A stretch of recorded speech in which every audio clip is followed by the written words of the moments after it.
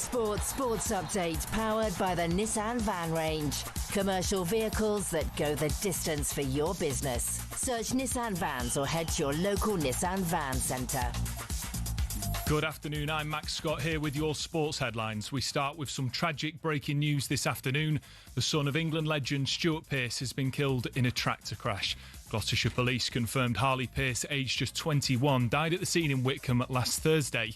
Everyone here at talkSPORT sends our heartfelt condolences to our friend and colleague Stuart and his family. Elsewhere this afternoon, we understand Nottingham Forest are close to appointing Sean Dyche as their third manager this season. Postecoglou was sacked after just 8 winless games. Here's former manager Martin O'Neill. I got a lot more time. I got 19 games. Is it a surprise? No, not in this day and age. Is it a surprise anymore? You needed results immediately. Is that giving a manager enough time to do things? Absolutely not. Forest face Porto in the Europa League live on talkSPORT on Thursday night. Now, Liverpool are being told to drop Alexander Isak for Hugo Ekitike. He's better than Isak at the moment. There's no doubt about it. And he looks more likely to score a goal, and his movement's better. Mark Lawrenson would also drop Kirkez for Robinson after Liverpool's 4th defeat on the spin at home to Man United. Liverpool go to Frankfurt in the Champions League live on talkSPORT Wednesday night. Meanwhile, Jurgen Klopp's not ruling out a Liverpool comeback at some point. I said I will never coach a different team in England. So that means if, then it's Liverpool. Yeah. So, yeah, theoretically it's possible. Klopp's also told the Diary of a CEO podcast he doesn't miss coaching. And Graham Potter's the new head coach of Sweden just 24 days after his sacking at West Ham. They play Brentford tonight live on talkSPORT from 7 p.m. Some Hammers fans are staying away from the London Stadium in protest at how the club's being run.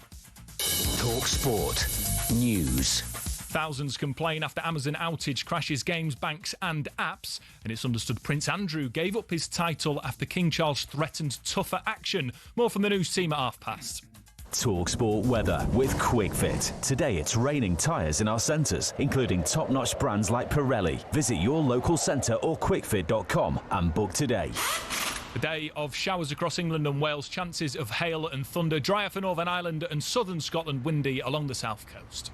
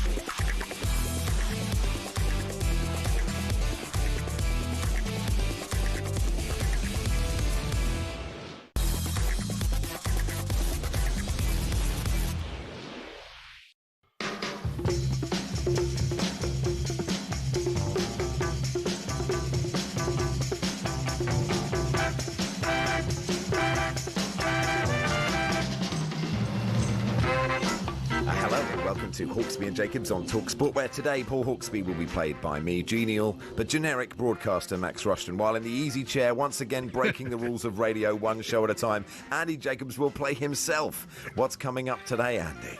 26 years in the easy chair. It's marvellous, isn't it? Coming up between now and 4, Troy Deeney will join us to talk the big stories of the weekend, and then Danny Kelly will go through every single Premier League game of the weekend. Yeah, Steve Harmison will come on to look back at the second T20, and we'll do some Ashes stuff. F1 broadcaster Alex Jacques is coming in to talk about his book Grid to Glory, and Arsenal fan and comedian Laura Kirk-Francis has taken the mick out of talkSPORT on Instagram, and it's funny, so we will welcome her with open arms. We'll speak to Forest fans, talkSPORT's Max Scott about Ange and Sean Dyche. You can do a good Sean Dyche with your voice today. And we'll look ahead to West Ham Brentford this evening. Yes, all that between now and 4 o'clock. Good afternoon, everyone. Good afternoon, Andy. Good afternoon, Max. Yes, you are sounding a bit throaty, but quite, I quite like it myself. Well, that's very kind of you. And I mean, yesterday, I heard on yesterday. the one with Barry, yes, I was compared to both a listener's 11-year-old son trying to take a sickie from work. Also, someone said I sounded like Henry Blofeld, and then someone else said I sounded like Jim Davidson doing an impression of Frank Bruno. And whether my cough could get me cancelled was quite a thing. But actually, that is taken that is now in second place of injuries that I have, because at 4:30 this morning, and I don't like to talk about having young children and how tired they make me, but at 4:30, young Ian Rushden, the elder of the two, decided to get out of bed, and I picked him up and I was putting him back in bed, and I trod in the pitch black on some train track, which was quite painful. I misstepped, but I ripped my neck slightly, and I couldn't move my head sideways. And I was thinking, will I have to do this show in a neck brace? I have to, and there will be moments, because there will be moments where I forget that I've hurt my neck, and I'll wince in pain. But it's not at something you've said, Andy, just to be clear about that. And so just to add another thing, there's a technical issue. Earlier today, I was recording one of my many podcasts, and I lowered the microphone and the talkSPORT, special new talkSPORT headphones. They went straight into a cup of hot lemon and ginger. It was like I'd lowered them purposefully. So I ran into the kitchen, and obviously I'm a man of the people. I only had a Boreo rice, so I put the headphones in the risotto rice, and they seem to be working. But if anything, if that conks out, that's all I'm reporting. They're my possible injuries and technical issues for today's programme. Maybe the first time arborio rice has been mentioned on talkSPORT. I guess I doubt it. I think Jamie O'Hara did 20 minutes on it the other day. Madge likes a risotto, I believe, but there we go. Jurgen Klopp not ruling out a comeback at Liverpool. Just what Arnie Slot needs to hear today, isn't it? That's marvellous news for him. Good Lord. I liked how Slot went classic EFL manager. Well, all they do is pump it long. It's like if you listen to any League One or League Two manager who loses a game, they just say, well, look, they're very physical side, Stevenage. They're going to get at you. They're going to turn you. It's not easy to defend against. And Slot went straight there. Just dirty long ball Man United. I heard your very passionate defence of Ange yesterday. You made some very good points about where he's come from and what he's achieved for the sort of bloke he is. But, it wasn't even sacked in the morning. It was sacked in the tunnel, wasn't it? I mean, really, it was cruel beyond belief. The whole tenure, really. Yeah, I mean, it was a mad appointment. And, I mean, the theatre of seeing Marinakis in the chair, the sight of him in his business class seat, and then it cuts back and he's not there, and it is sort of like ancient Rome or ancient Greece, maybe. But yes, no, I'm kind of like I'm one of the string quartet on the Titanic when it comes to Ange now, but I will defend him to the hilt. But football, they could have won that game for us. We'll talk about this with Danny, and it was the same yesterday. Everybody's going, oh, United, big turnaround, this could be the start of something. They were so lucky. Gakpo should have scored 5 goals yesterday. He should have done. That is, but maybe the ones he hit the post are actually quite hard. Their best performance, I think, under. But I had this theory about Michael Oliver that he puts Casemiro's name in the book before the game, and then he just has to tick it. He hasn't got to actually write it out. The Eric Lamela rule, isn't it? That's that one, yeah. Book before he gets on the pitch. Matt says, 3 days on the bounce of Rushden. Excellent. Hope you're feeling better, Max. This text says, oh, for God's sake, off. So you can't please everyone, Andy. That is the rule of broadcasting. You can't do it. Very true. You can. A national treasure like you can, but, an up-and-coming starlet like me can't. I noticed yesterday, you may have noticed, Simon Hooper, I think he studied with Marcel Marceau. I've never seen a more very demonstrative referee of illustrating to the crowd why he's given all this, why he's given us sort of the decision. I was quite impressed, actually. Perhaps he can put on the white face as well and give it the full effect. It wouldn't be very good for the announcements. Done in mime. I think that would be absolutely tremendous. And, then Craig Pawson has to stand there in the middle and say the arm was in a natural position. That's actually quite an easy mime, arm in a natural position. That is true. Isn't it? But other ones, dog so is quite true. I mean, if you go dog so literally, and then he does a little doggy ears going, that's dog, and then so is quite hard to do. Was it also someone who, where the ball sort of hit him in the belly on a Spurs attack? I couldn't quite work out why that attack wasn't, he didn't blow up for it, but he did he sort of jumped back. you could be quite a good dancer, some people, but I'm still collecting. I'm collecting all the voices for the quiz I do when it's like, which referee is this? Because they're all from Leeds, as far as I can tell. I thought you said it was a village in North Yorkshire. Yeah, all that from is the same village. Right, yeah, they're all from somewhere called sort of Batterby or somewhere like that. Sam says Max sounding like a cross between Louis Armstrong and Scott Minto. Louis for the Tom deep Waits, voice, basically. Yeah, Tom Waits. Yeah. What's happened to Max Rushden's voice? Oliver and Hope. I thought it improved, Oliver, but clearly, and also by hour 3, the later it gets, because it's not the afternoon for me in Australia. The later it gets, the deeper it'll get. That's by true. hour 3, I'll be doing love songs, Sandy. I don't know what you'll be Barry doing. White. Exactly. There you go. Congratulations to. Oh, yes. Before we move on, congratulations to England's women. I thought that was a tremendous performance. I wanted to watch the end of it, but it coincided with the start of the second half of United Liverpool, so I taped it without looking at the score, and it was a thrilling thing. They did so well to basically beat India. They were in a terrible position, but they well pulled it done back. to you for not. Did you forward wind a lot? I always find when I'm watching not live, I just watch it on +10. Yeah, you it's do. It's not a really great experience. No, not really. You know, it doesn't really build the excitement of the sport. Like everyone at talkSPORT, Andy, we heard the news 40 minutes ago about Stuart Pearce losing his son Harley in an accident at age 21. And it's so heartbreaking, and it's so impossible to say anything remotely useful or helpful, apart from the fact that, I mean, I'm sure everyone in the office, you're in the office, I'm not in the office, but No, everyone it's in a the office real shock, and everyone sends their love to Stuart. Of course they do. You know, it is the worst thing that can happen to lose a child. You know, you want to outlive your children. When you don't, it's a tragedy and a disaster. Yeah, and you know, I think it's fair to say, you know, we've got those messages saying, you know, you can't please everyone. Not everyone is loved, but everybody loves Stuart Pearce, and he is such a generous guy.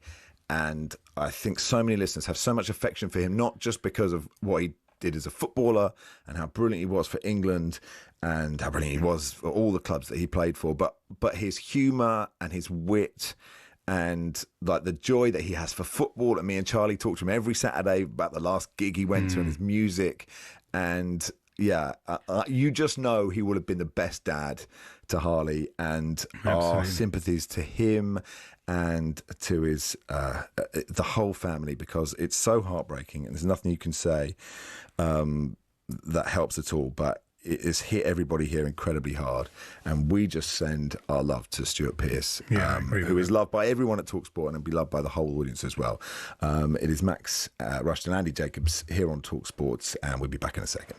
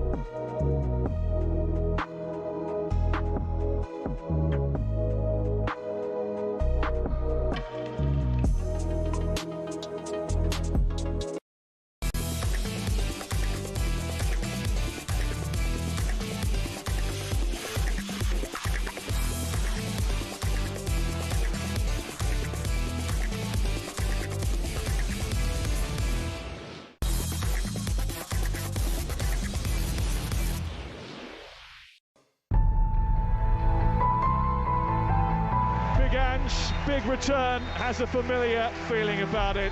It's another defeat in North London. The stadium exploded and Ange, well, he can't quite believe it. Swansea 3, Nottingham Forest 2. He is the worst manager ever to grace the Premier League.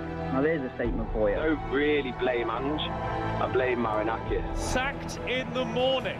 The chant of the Nottingham Forest fans. The wait for a first win carries on.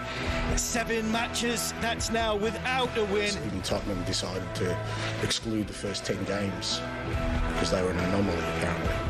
Although the first 10 games here are very important, apparently. You're always finding reasons to undermine the guy. He would know himself it's been a difficult start to the season.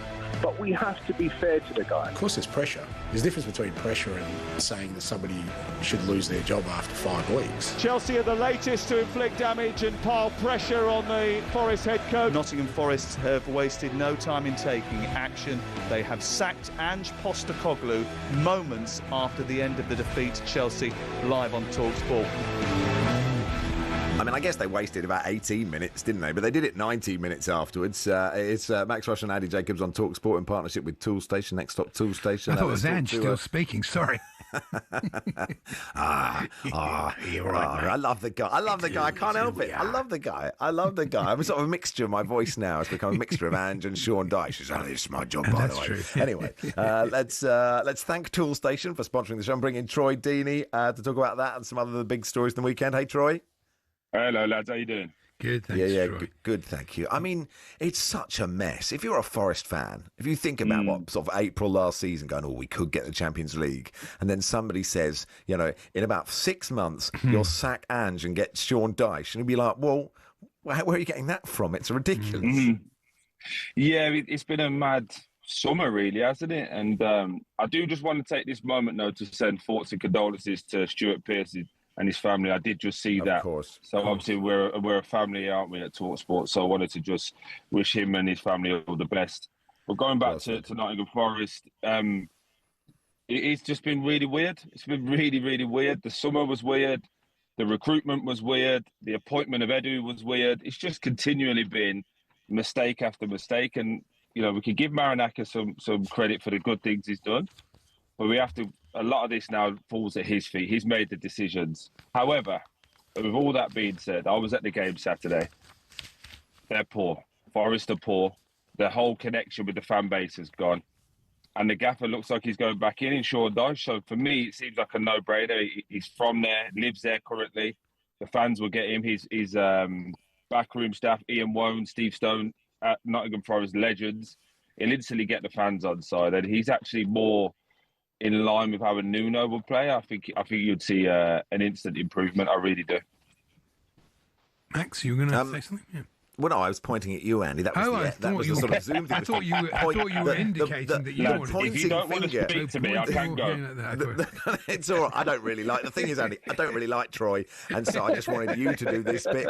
But I only say that because I'm 10,000 miles away. Well, I mean, I agree with you. And also, it's interesting, Troy, wasn't it, that Ryan Yates, the poor bloke, had to come out and answer all these questions. And where's Edu? I mean, where's Marinakis? Where's somebody at the club to say, look, what's just happened here?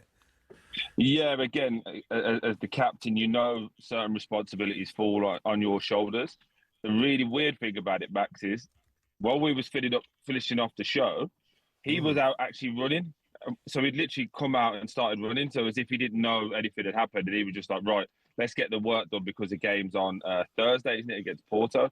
So by all accounts, when he's ran back in, he's overheard Sam breaking the news. So really? He's actually finding out there and then that this has happened. So real tough situation for him. And obviously he will feel the brunt of that as the captain. But fair play to him for being man enough to stand there in front of everyone and try and field the questions as best he could. But I bet he knew probably about as much as us at that point. Football's a funny game, though, isn't it? It's not the first person to say that. But they had 5 good chances for us. Yeah. Even at 2-0, they had they hit the bar on the post. Yeah. It's a bit like yesterday's game. It could have been different. And, they didn't defend well, and Chelsea played a lot better in the second half. But they had a chance in the first half to, really make a statement in that game, and they didn't. And once they didn't, it was never going to work out for Ange, really. Yeah, but I'd also ask, did they play well, or were Chelsea really poor? I would say Chelsea were 20-30% off it in that first half. The most errors in the opening 25 minutes than any other game they've played in the Premier League. Right? Gusto, he loves a through ball to the opposition. It's tremendous. Yeah. It was like Chelsea were desperate for Ange to keep the job, and they were like, "We'll keep passing to you, we'll keep giving it to you," and they were eventually going, "Okay, look, we'll score." But even then, it was like that whole Ange tenure. You think about that Swansea game, right? I don't know if you remember the goal, the winning goal that Swansea scored. Like, two players strike the ball so beautifully within about 5 seconds of each other to win that game. It was like it was a bad appointment. It doesn't fit. His football wouldn't fit from Nuno, but also. You need luck in this game, and he had none in this tenure, I think. No. Yeah, absolutely. But I also think you have to be. Yeah, he had to be pragmatic. We know what Ange wants to do and how he likes to play, but you can't come into a season when the lads have already had pre-season and completely change everything. He's got 3 centre backs in who are naturally low block defenders and go, right, we're going to stick them on the halfway line. And see what happens when they all start sprinting backwards. You've got Amari Hutchinson, who you've just pulled in. He's in the stands. You've got McAtee. He's in the stands. It was, again, Hudson-Odoi, who would argue just signed a new deal, was arguably one of their best players last year. He's on the bench. He can't come on. Again, for me, you can have bad luck, but I also think you make your own luck in this game as well. And he kept making the minimum changes he made in these time lads was 3 per game. He was averaging 5 changes per game. That just sums up. He didn't know what he wanted to do or what was the best thing and the best course of action. Andy, I want to ask you really quickly, how do you think Garnacho played? It's not great, really. He started all right. He looked as if he'd be all right. And he has had some good games for Chelsea, but that wasn't it on Saturday. And Gittins looked a lot better when he came on. And obviously Caicedo made all the difference. And having a centre forward, it quite helps if you've got somebody up front who's got a bit of a presence about him. And even on the goal, the Achapong goal, he took 2 defenders out, Gui, by challenging for the ball like that. And, I think it makes a difference. But I'm just interested in managers' payoffs, because Ange now had 2 payoffs. So good. Good. Graham Potter, he's got about 8 million in his bank account. He's just landed the Sweden job. How does this work? I mean, it's like, how do these people still keep getting jobs? I don't want them to be out of work forever, but perhaps a change of career or something. It does seem quite fortunate. I think we all need to get in touch with their agents. I think that's what we need to do. Because right now they're all getting paid out and we're all grafted. It's raining here. Andy's back in Australia with Max having a good time. And he doesn't even have to work if he wants to. He's decided whether to go surfing, be on the beach, or have a beer. And actually, he might do all 3. He should do the media. I think he's great in the media. He's really good. But the thing is, it's like you get millions for doing your job incredibly badly. And listen, I mean, it's an open goal for people to text in, but I've been trying that for years. No one's giving me millions. Honestly, give me 5 million. I've been making this point. I've been making this point about managerial contracts for a long time, because you've got somebody like Fergie. The day he walked out of Manchester United, he didn't get anything. I mean, I know he got ambassadorship. He had some nice golden handcuffs. But he didn't get that thing that managers get, like a big lump sum, did he? The Villas Boas, he's got back, and he must have a million houses, must he? Big golden house. Who was the board that was at Crystal Palace for like 7 games? It was Frank de Boer, yeah. Oh, that's the best one. Best one ever. Jose's made an absolute career out of it. He once got a Ferrari from Abramovich after he'd left. Tremendous. Really? Yeah. We're in the wrong game, lads. That's why this is all proven. We're in all the wrong bitter, game. that's the thing. Totally, we are. Quickly, what did you make of the game at Anfield yesterday? A game of missed chances. I thought Man United were much better, structurally sound. I don't think we're hearing any Man United fans complain about the system this week, are we? Anyone had that call? No, but, again, it's the same thing. Gakpo, he should have had 5 goals. I mean, they were so fortunate, United, in that game. I know I know they played well. They did. That's their best performance. But you do need a bit of luck, and they certainly had that. Yeah, of course. And I think I liked Ruben Amorim saying, look, we are going to enjoy it. However, we're aware there's a massive game against Brighton because we need to back it up now and be consistent with us. I still don't make them favourites for that Brighton game. I'm still concerned. I guarantee Belieber is like 10 out of 10 because he's desperate to go to United. Yeah. So he's really going to He'll be running around all sorts now. Yeah, no problem. He will. That. Yeah. No, we've all been there as players when you wanted to leave and it's a little bit like, it messes with your head a little bit and it does knock you out of your rhythm. I know for most people, they're going to go, just get on with your job. But it does knock you out of your rhythm when you start thinking about what could be. I think Believer will start to show his quality and his class, especially in those bigger games. But I think for Man United, we do have to give him credit. And Harry Maguire, by the way, what a story that is. How many times have they tried to get rid of that fella, and he just keeps coming back with performance after performance. Never sulks, never moans, just gets on with the job. Really, really happy for him. So, good for Man United. Loads of question marks around Liverpool, isn't there? Yeah, well... Yeah, quick one on Salah and Isak. Troy, what did you make of... Because neither of them played well yesterday. No, I was listening to Jamie Carragher. We did Match of Day, so I was listening to Jamie Carragher, and he seems to think that Isak has to score his chance. He kept mentioning it. Has to score that chance. And then never said anything about Salah missing from 6 yards out. And I know we're not allowed to say anything negative about the wonderful, great Mohamed Salah. But we are allowed to be objective and say he's not been playing well this season. Maybe he needs to come out of the team, and that's a very massive call for Arne Slot. But there's about 5 or 6 top players there, by the way, and Isak, Wirtz, Frimpong, you name it, Salah included, that all think that they should be the main man of the team. And the problem is now they're top heavy. So while you've got all of these players who think they should be the main man and the main goal scorer, they're actually at the detriment of the team. So they need to figure that situation out as quickly as possible. Yeah. Good stuff, Troy. Thanks for coming on. Well done on Match of the Day. I'll steal your analysis for the next few sections of this show. Appreciate it, Troy Deeney there. You are listening to Hawksby and Jacobs. Max in for Paul today. Brought to you with Tool Station. Next stop, Tool Station. Danny Kelly joins us next. We'll look back at all the Premier League games this weekend.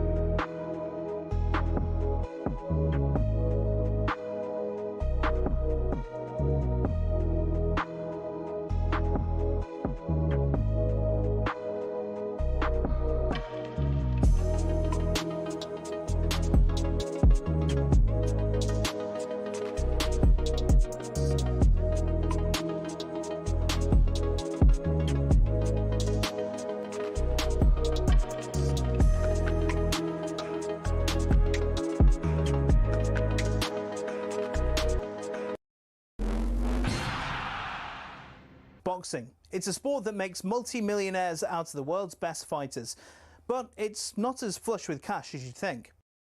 We all see how much the likes of Tyson Fury or Canelo Alvarez make every fight, but that's not the case for those just starting out, or those who aren't even at that level. For example, if you've just turned pro and don't have a promoter, you have to sell your own tickets, cover the cost of the venue yourself, and pay the tax man at the end of it.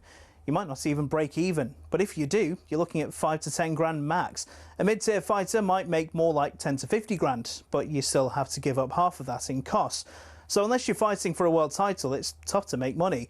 One potential way of doing it, though, is being a journeyman. Here's former European champion talkSPORT's Spencer Oliver explaining how that could work. They want to fight every week, and they can be going in against the prospects, so they can demand good money, and they might be demanding like 5 grand, 10 grand for a 6-rounder or something, because they're going in with a prospect. He gets through that, the journeyman gets through that fight, and he can fight again next week. I mean, even so, it's not much, and you're getting punched in the face for a job. It's only really at the top level, i.e. fighting for titles, where you're earning up to 6 figures and can afford a diamond chain or that Ferrari. So boxing isn't a sport that allows you to retire at 40 and live a life of luxury. Much like a lot of other sports and jobs in general, it takes an awful lot of luck quite early in your career to really make it worth your while.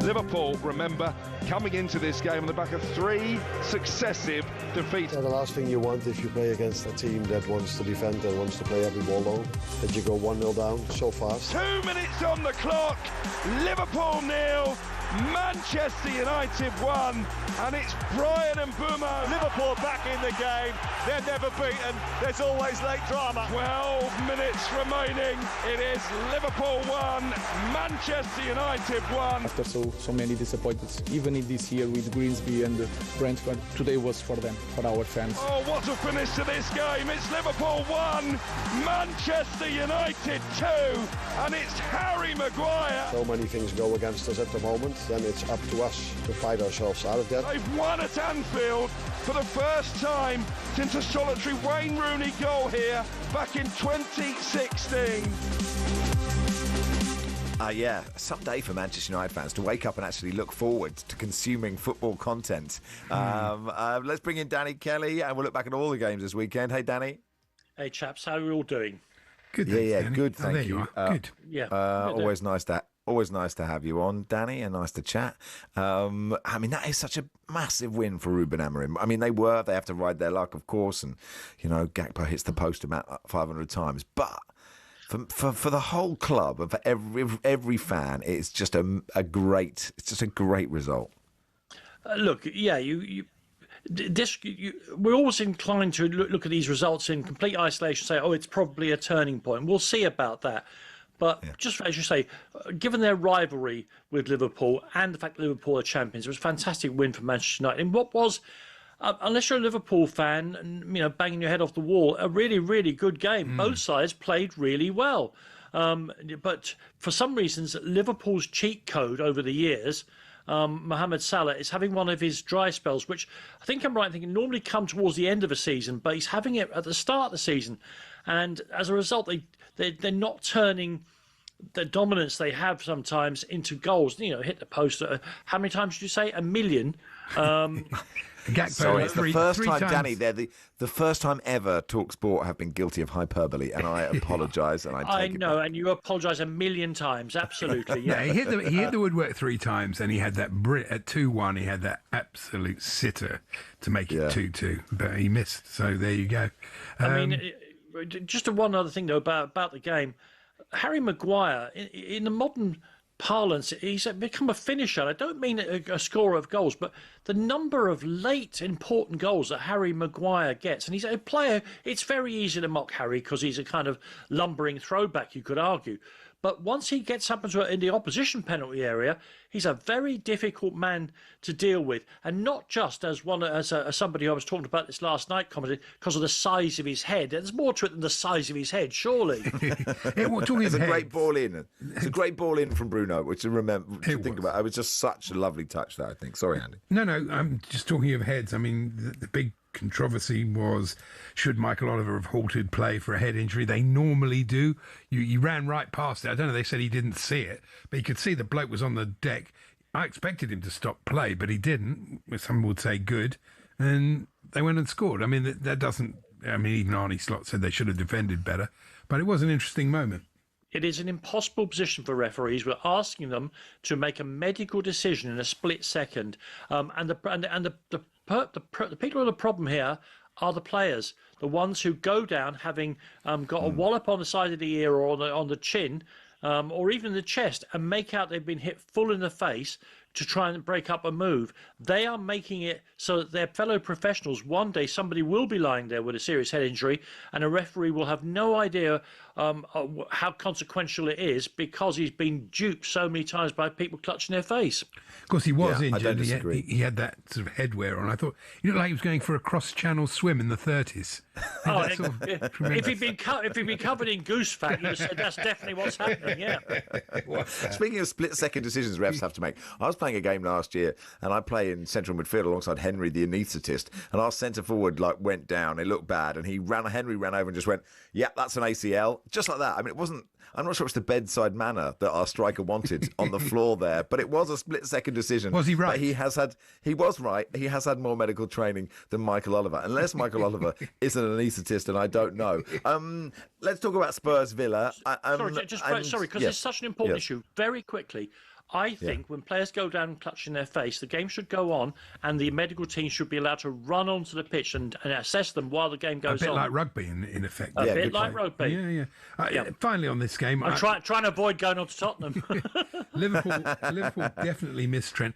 Oh, by the way, Sean, your computer's just died of lack of battery. I thought I'd just tell you, so I can't see Max anymore, but I can see him over there, that's fine. I can see you in a little screen there. It's nice to see you. They really do miss Trent, don't they? I mean, I think that's got something to do with Salah's form as well, you know. Yeah, the switch of fullbacks to try and change two championship-winning fullbacks in one close season, it was always going to be tricky. And where it's tricky is that it keeps getting... Virgil van Dijk isn't quite linked in with them all yet, and he keeps getting dragged out of position for what has been the best defender maybe in world football over a decade. To watch him sometimes now getting in some very, very uncomfortable waters wide of his own goal, it's not what we're used to, not what we're used to at all. Eagle-eyed people may have spotted sports reporter Alison Bender on the Liverpool bench. I think it's Alison Becker maybe, but not Alison Bender. I couldn't work that out at all. She was on the bench. Let's move on. Yes, we're going back chronologically, so we do have to do Tottenham, I'm afraid, Danny. Tomo says, as an avid Spurs fan and lover of the NFL, I've been to the Spurs many times. I don't go as often as I once did. With that in mind, as I returned home from the game yesterday, I realised that since I last saw a Spurs win live in the new place, I've seen the Minnesota Vikings win there twice. Yak it up, the pair of you, and it's a real old laugh, isn't it? The truth is, this famous stat is now a calendar year they've won 3 home games. More importantly, of the teams who have been continuously in the Premier League over that year, they have the worst home record of all.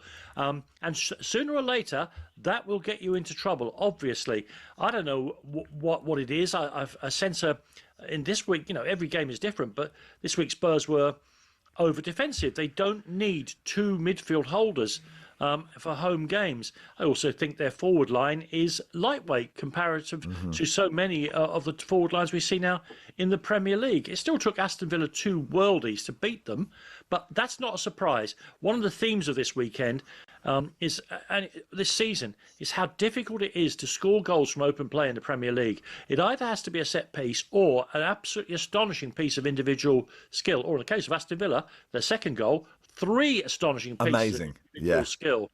Yeah, I thought it was a shame at the end that Porro couldn't put Kolo Muani in for a one-on-one with Martinez. It would have been a perfect reprise of their World Cup moment, but it didn't happen. It was a poor ball from him. But you do talk about that Villa goal. And we obviously analyse so much about football and managers and coaches and blah. And we spend very little time talking about just how good they are at kicking the thing. And the way Matty Cash struck that ball, and he's not the great, he's a good Premier League right back. But look at him. God, they're really. I don't know how searing this analysis is. They're good at kicking it. I've got to take a little bit of blame for this because on my Spurs podcast in the preview of the game, I was particularly unkind about Matthew Cash. Spurs fans don't like him. Paul's got a thing about him as well. No, of course. Well, he's wrecked two of our players. Two of them actually. But of course, so the gods of football, they're going to say, right, Danny, here we go. And that pass, Zinedine Zidane would have thought, wow, I won't try this, it's too difficult. It still has to be brought down out of the air by a ballet dancer and then passed to a person who can curl the ball like someone who's bowling outswing headingly. It was an incredible goal, and it sickened me to my gizzard. It's amazing how many players struggle, though. I mean, Kolo Muani is a good player, but that air shot in added time, and he just doesn't look the part at the moment. It doesn't say he won't be, but it takes some time. That's the same thing. It's very hard to come into this league as an attacking player, I think. Two things, as I say, the league is so well organised, the best coaches in the world work in it, and it's so physical. In the last 2 years, the Premier League has replaced Liga and possibly a Championship as the most physical league in the world. We are great big players running at massive speed. It's an incredible sight these days. And I think you're right. Christian Wirtz is finding it, isn't he? That you don't get that even a quarter of a second to do what you were doing so successfully in the Bundesliga because some big lunk is on top of you like a raptor. Takes time. Yeah. A quick one from Fulham and Arsenal. It was a classic what champions-elect have to do. It was a difficult place to go. They made the point that in the previous 2 seasons they dropped points here. They won 1-0 from a set play. That's what Arsenal do. You can't knock it, and it's looking like their year. And Andy, it's even more than that. Most of Arsenal fans of my vintage are literally warming their hands on this team because, yes, the Wenger years, what they've gone back to here is an incredible, powerful team, defensively solid and scoring from set pieces. It's George Graham Part 2. They're loving it, absolutely loving it. Perry Groves might get a sniff. Perry Groves could get on the bench, couldn't he? Just add more depth there. So robbed in the How Tall game the other weekend. Well, there is a rumour for the Saturday listeners because Ali McCoist was so upset about it, Danny, that there may be a rematch. But look, I have to agree to that. Talk to my agent. Yeah. We'll talk to your ombudsman. Anyway, we'll go through some more games in just a second. However you watch TV, you can now watch talkSPORT from Samsung and LG TVs to Fire TV, Chromecast and Apple TV, or just grab the app on Android TV and Google TV. We're even on Prime Video. talkSPORT live on your screen as well as your speakers.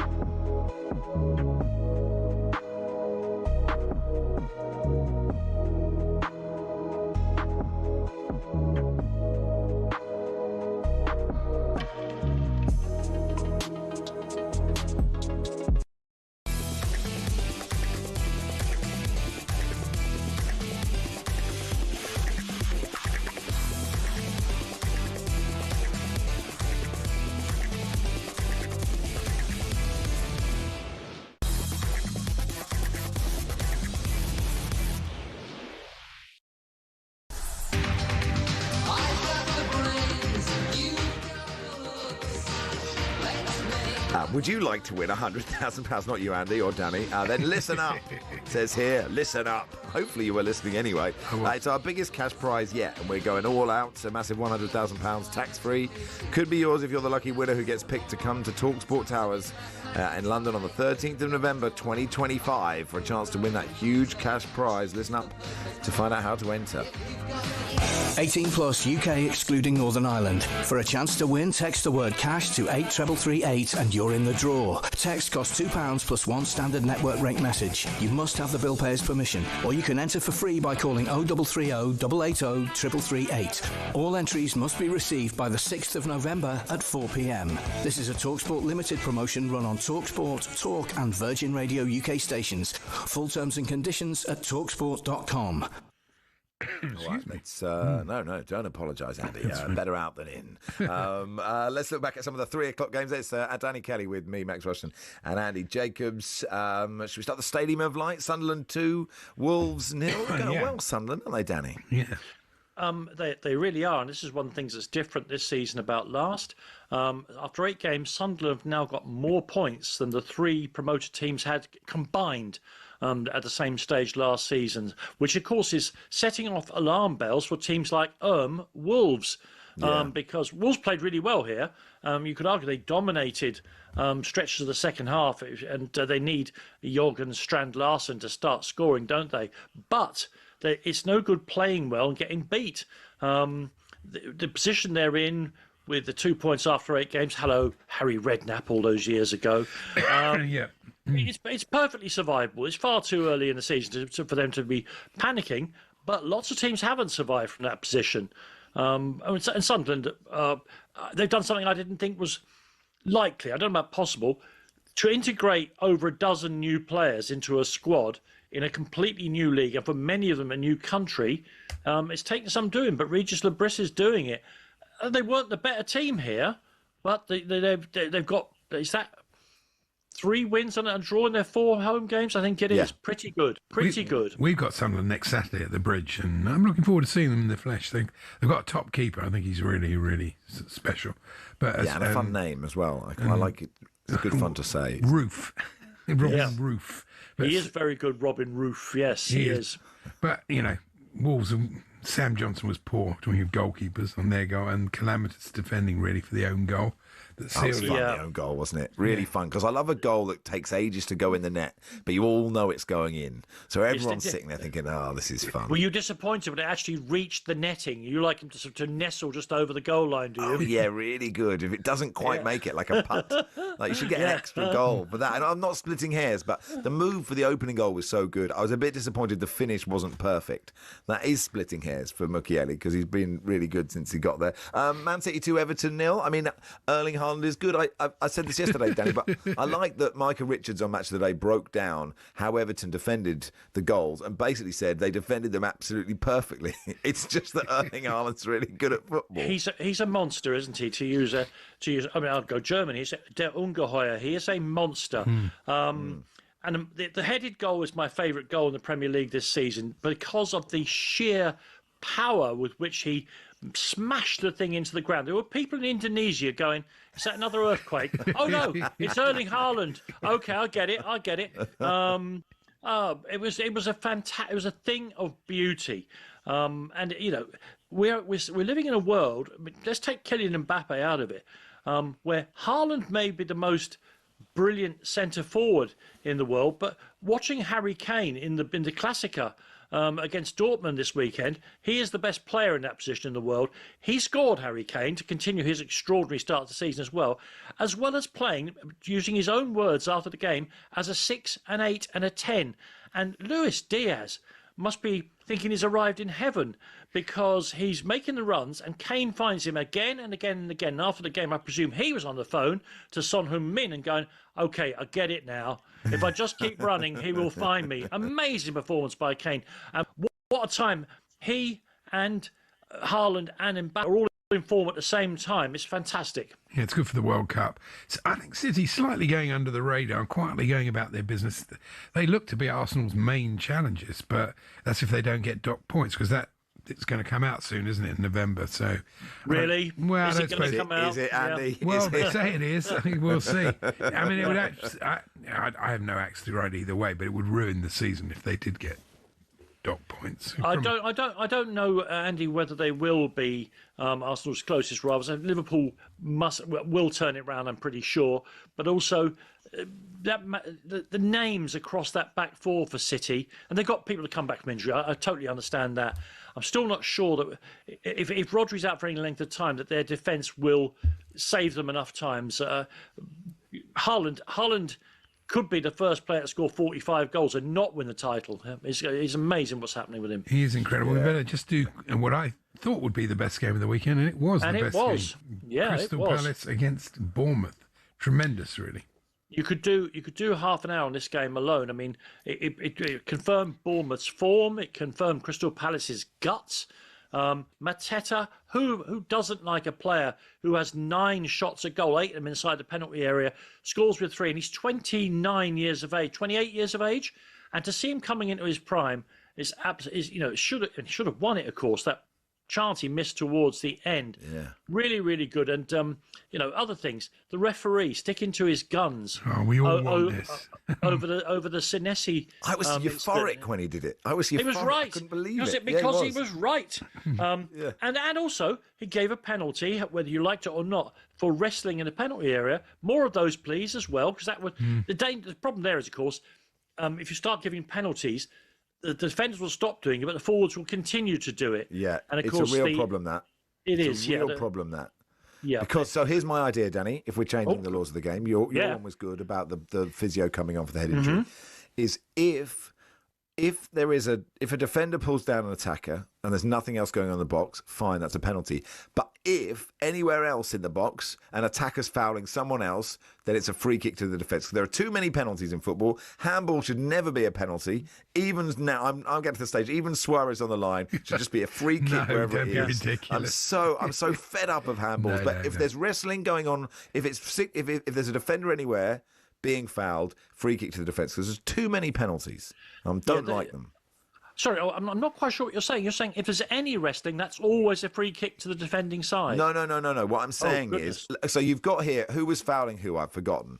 Mark Gay was being fouled by somebody. Fred Bloggs, yeah. Right, so Fred Bloggs is fouling him. But if at the same time that there is an attacker fouling a defender in another part of the pitch, because they're all wrestling each other, then I am giving the defence, the foul by the attacker is over whatever, use the right word, that supersedes it's over comedy. Hang on, IFAB are on the phone. They're loving this, Max. It's tremendous. Thanks so much.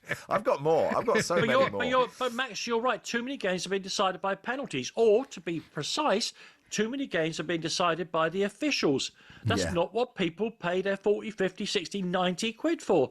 It has to be decided by the footballers. Let's change the world. And the trouble is now, people now ask for these. I know we're on handball, but people start claiming them, going, well, that is a blatant handball. You go, no, it is not. This is not why football was invented. This is not why the handball law was invented. Oh, I mean, really I've written a piece. I wrote a piece about this a couple of weeks ago.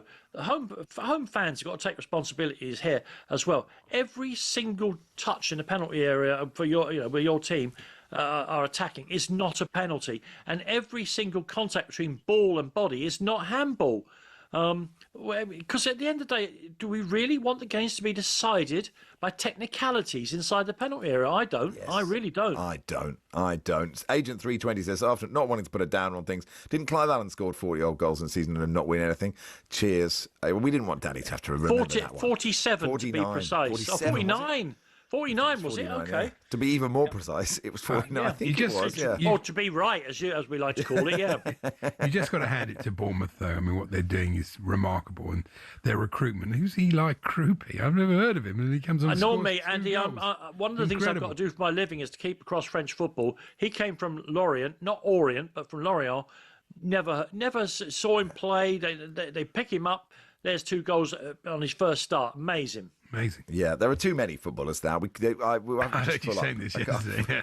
Anyway, we must break. We'll do all the other games in a second. It's Rushden and Jacobs on talkSPORT in partnership with Toolstation. Stay one step ahead, whatever the job. Next stop, Toolstation.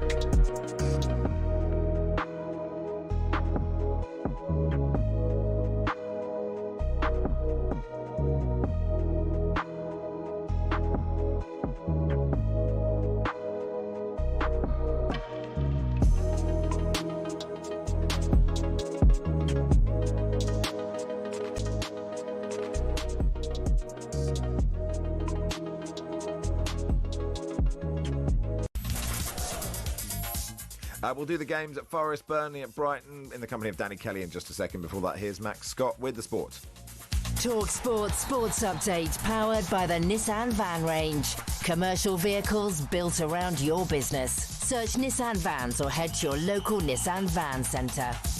Thank you, Max. Good afternoon. England legend Stuart Pearce's son, Harley Pearce, has tragically passed away at the age of 21. He was involved in a tractor crash near his family home in Wiltshire last Thursday. Stuart and his family are being supported by specialist officers during this time. Everyone here at talkSPORT sends our heartfelt condolences to the entire Pearce family. Elsewhere this afternoon, we're told Sean Dyche could be in post at Nottingham Forest as early as today. Our reporter Ben Jacobs told us there was only one small sticking point in negotiations. Dyche was not prepared to come in until only the end of the season. He wanted a long-term deal. Nottingham Forest have agreed to that. And Steve Stone and Ian Wone, Forest legends, are expected to be part of Dyche's coaching setup. Forest welcome Porto in the Europa League live on talkSPORT on Thursday night. Now, we're told Danny Rowell is close to taking over at Rangers, despite previously ruling himself out of the job. That's after Kevin Muscat walked away. Simon Jordan's criticised the Rangers hierarchy for their very public search for a new manager. And Martin O'Neill's called out what he sees as poor recruitment. Rangers are a great football club, but some of the players there are just undeserving of playing for Rangers. Seriously, undeserving of it, and should have never been there in the first place. Now, how do you fix Liverpool's defensive problems? Well, Mark Lawrenson's told us it's not rocket science. You get everybody as your back four, get them really, really tight, and you say to them, right, you know what? We are not going to concede today, whatever happens, and then maybe drop one of the three of the midfield players into somebody just in front of the back four. And England have won the second T20 in New Zealand by 65 runs. They're now one up in the series, heading into the final game in Auckland on Thursday. talkSPORT News. Signs of recovery after websites, online games, banks and apps hit by a major outage. And King Charles is visiting the scene of the Manchester Synagogue terror attack. More from the news team at past. talkSPORT weather with QuickFit. This winter, treat yourself to the Bridgestone Turanza All-Season 6 tyres with a 20,000 tyre mileage guarantee. Book today at quickfit.com. Conditions apply. A day of showers across England and Wales. Chances of hail and thunder. Drier for Northern and Ireland and Southern Scotland. Windy along the south coast.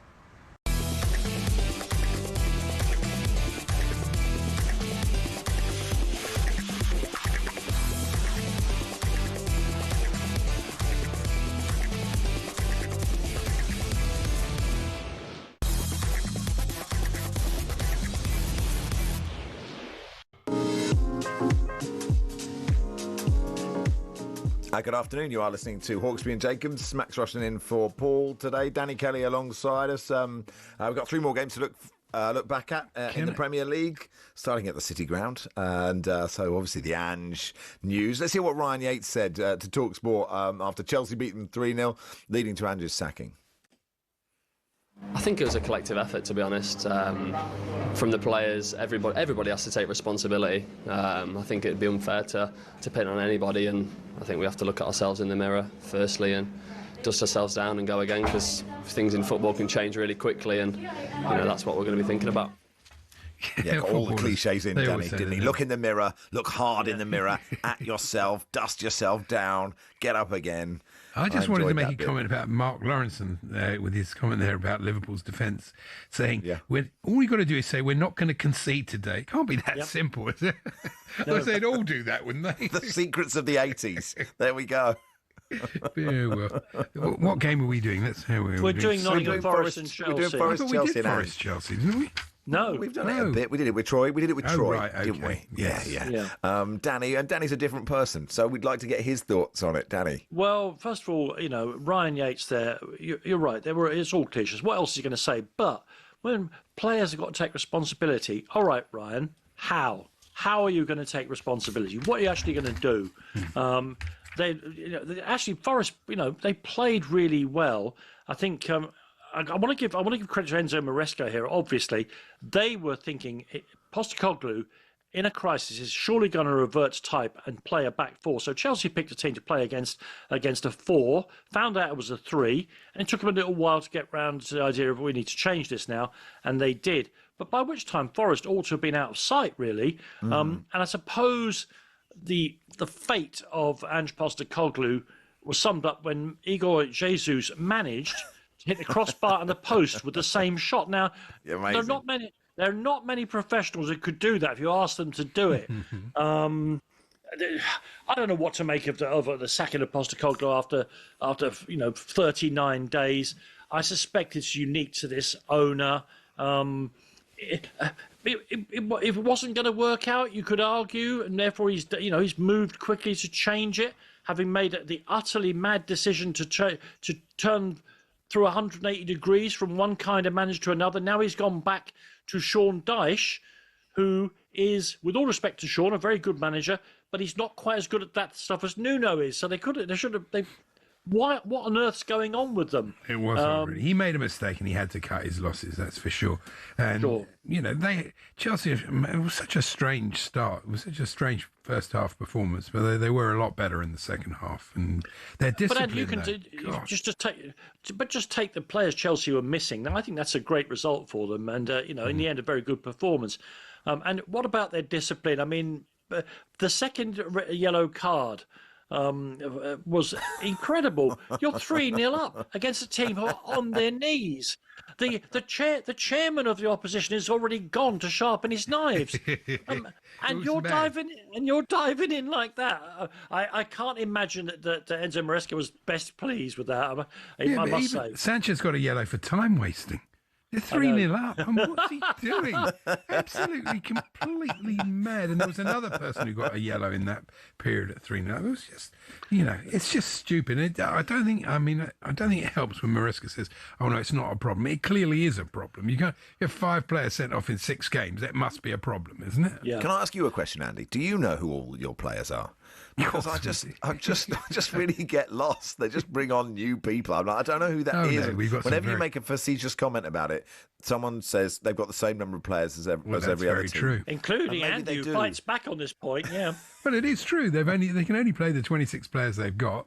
They've got some very, very good young players, though. And like Danny said, there are 5 big players missing. So, I think that's a good performance to get the points. But it's going to be hard for Chelsea without Palmer. Eventually you will miss him. He's too good. Yeah, of course. Danny, can we talked about Matty Cash kicking the ball beautifully. Would you like to celebrate our new friend Loom Chauma, if I've pronounced it correctly? Yes, winner for Burnley. Yeah, well, when you just got through learning to pronounce Leslie Ukachukwo's name correctly, and then they produced this fella out of nowhere. This, obviously, it's a critical win for Burnley. These are exactly the sort of games they have to win. But once again, it took a set piece and an absolute worldie by Loom Tudor, we call Tuna, I think he is. Tuna. Chouna, I've written down, but it doesn't mean it's right.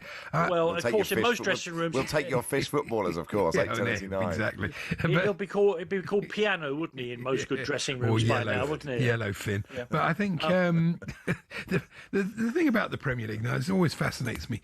If you don't close a player down, it's not a great surprise when they'll do that. They'll be able to do a shot like that. They have, as Max says, they have really good skills at belting footballs. And if you don't block the path between said belted football and the net, something bad is going to happen. You're absolutely right.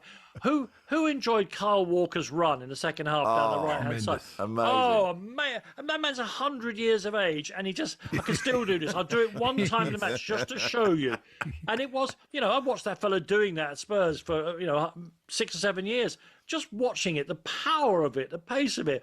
I think the other players should have stopped the game and applauded him when he did it, because it was so brilliant. Feel a bit for Leeds. They're not picking up the points they need or their play deserves. They had a much higher XG in this game. Not that they dominated the game, yeah. But, they're not getting the points they should. So, but I think the way they're playing, I think they'll be all right. But we'll see. Finally, Danny. Yeah. Oh, well, yes, if you were going to say something... Only to say that somebody at Leeds has to get 15 goals for the way they're playing to turn into points. And at the moment, you couldn't name that person, could you? Ruud van Nistelrooy Carp, says Joy. Stop it. Joe, I really enjoyed that. Come on. The eternal Danny Welbeck. Just getting better and better and better. It's amazing, isn't it? I've noticed... Go on, sorry, Danny. Please. No. People are calling to be called up for the England squad now. It is amazing to think it is 7 years since he last played for England. And he's got a pretty good goal-scoring record for England. He's got one in every 2, 1 in every 2.5. But you can't not just enjoy... I think that's the 17th, certainly the 16th consecutive season in which he's scored a goal. Really, really amazing carry on with him. And I don't know, he just doesn't show any signs of slowing up. They're a funny team, Brighton. They're another Champions League team scout. their players are motivated by moving. I'm saying next week you'll see Belieber will be the man of the match next week. I guarantee you, because he's desperate to go to United. And it's so interesting though. Chelsea like to copy Brighton's model, but one thing they don't do that Brighton do is they don't mind Brighton, the old veteran player like Welbeck, like Dunk. Sometimes it's good to have a bit of experience in with all these young players.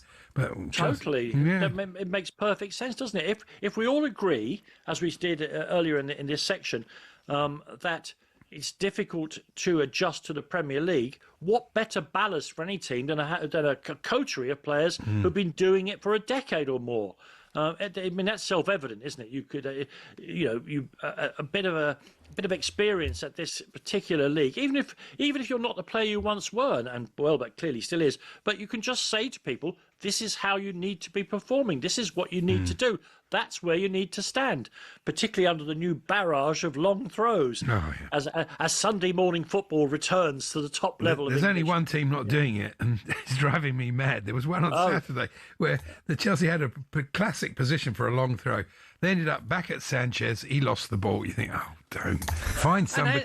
Find somebody in training who can throw the ball. There must be somebody in that 29 million players they've got, as you say, Max, who can throw the ball. Particularly, Andy, for a person of your vintage, you can remember Ian Hutchinson virtually inventing the thing. Absolutely true. Very true. Like I say, breaking news. Sure, Chelsea have signed Andy Legg on a 25-year amortised contract. My friend Sean has been in touch. A good keeper, Sean. I think played with Joe Hart at Shrewsbury and played for Polytechnic Force for many years. Not an anaesthetist, no. Not an anaesthetist, no. He works in TV. He's just sent me a message. I'm making the Keeping the Faith Burnley documentary, and I don't even know how to say Loom's surname. So there we go. What chance have we got? Someone says Chowner is a text here, and then lots of people. Edwin van der Sardine, Jeremy Shrimp. So if his name's Chowner, none of those work. So no, it's a different. We're calling him Tuna. Calling him Tuna for the interest of a text topic. Hey, Danny, always a pleasure, my friend. Thanks, pal. Oh, totally great. Thank you very much indeed. See you next week. Cheers. Thanks, Danny. Yeah, see you next week. Danny Kelly there.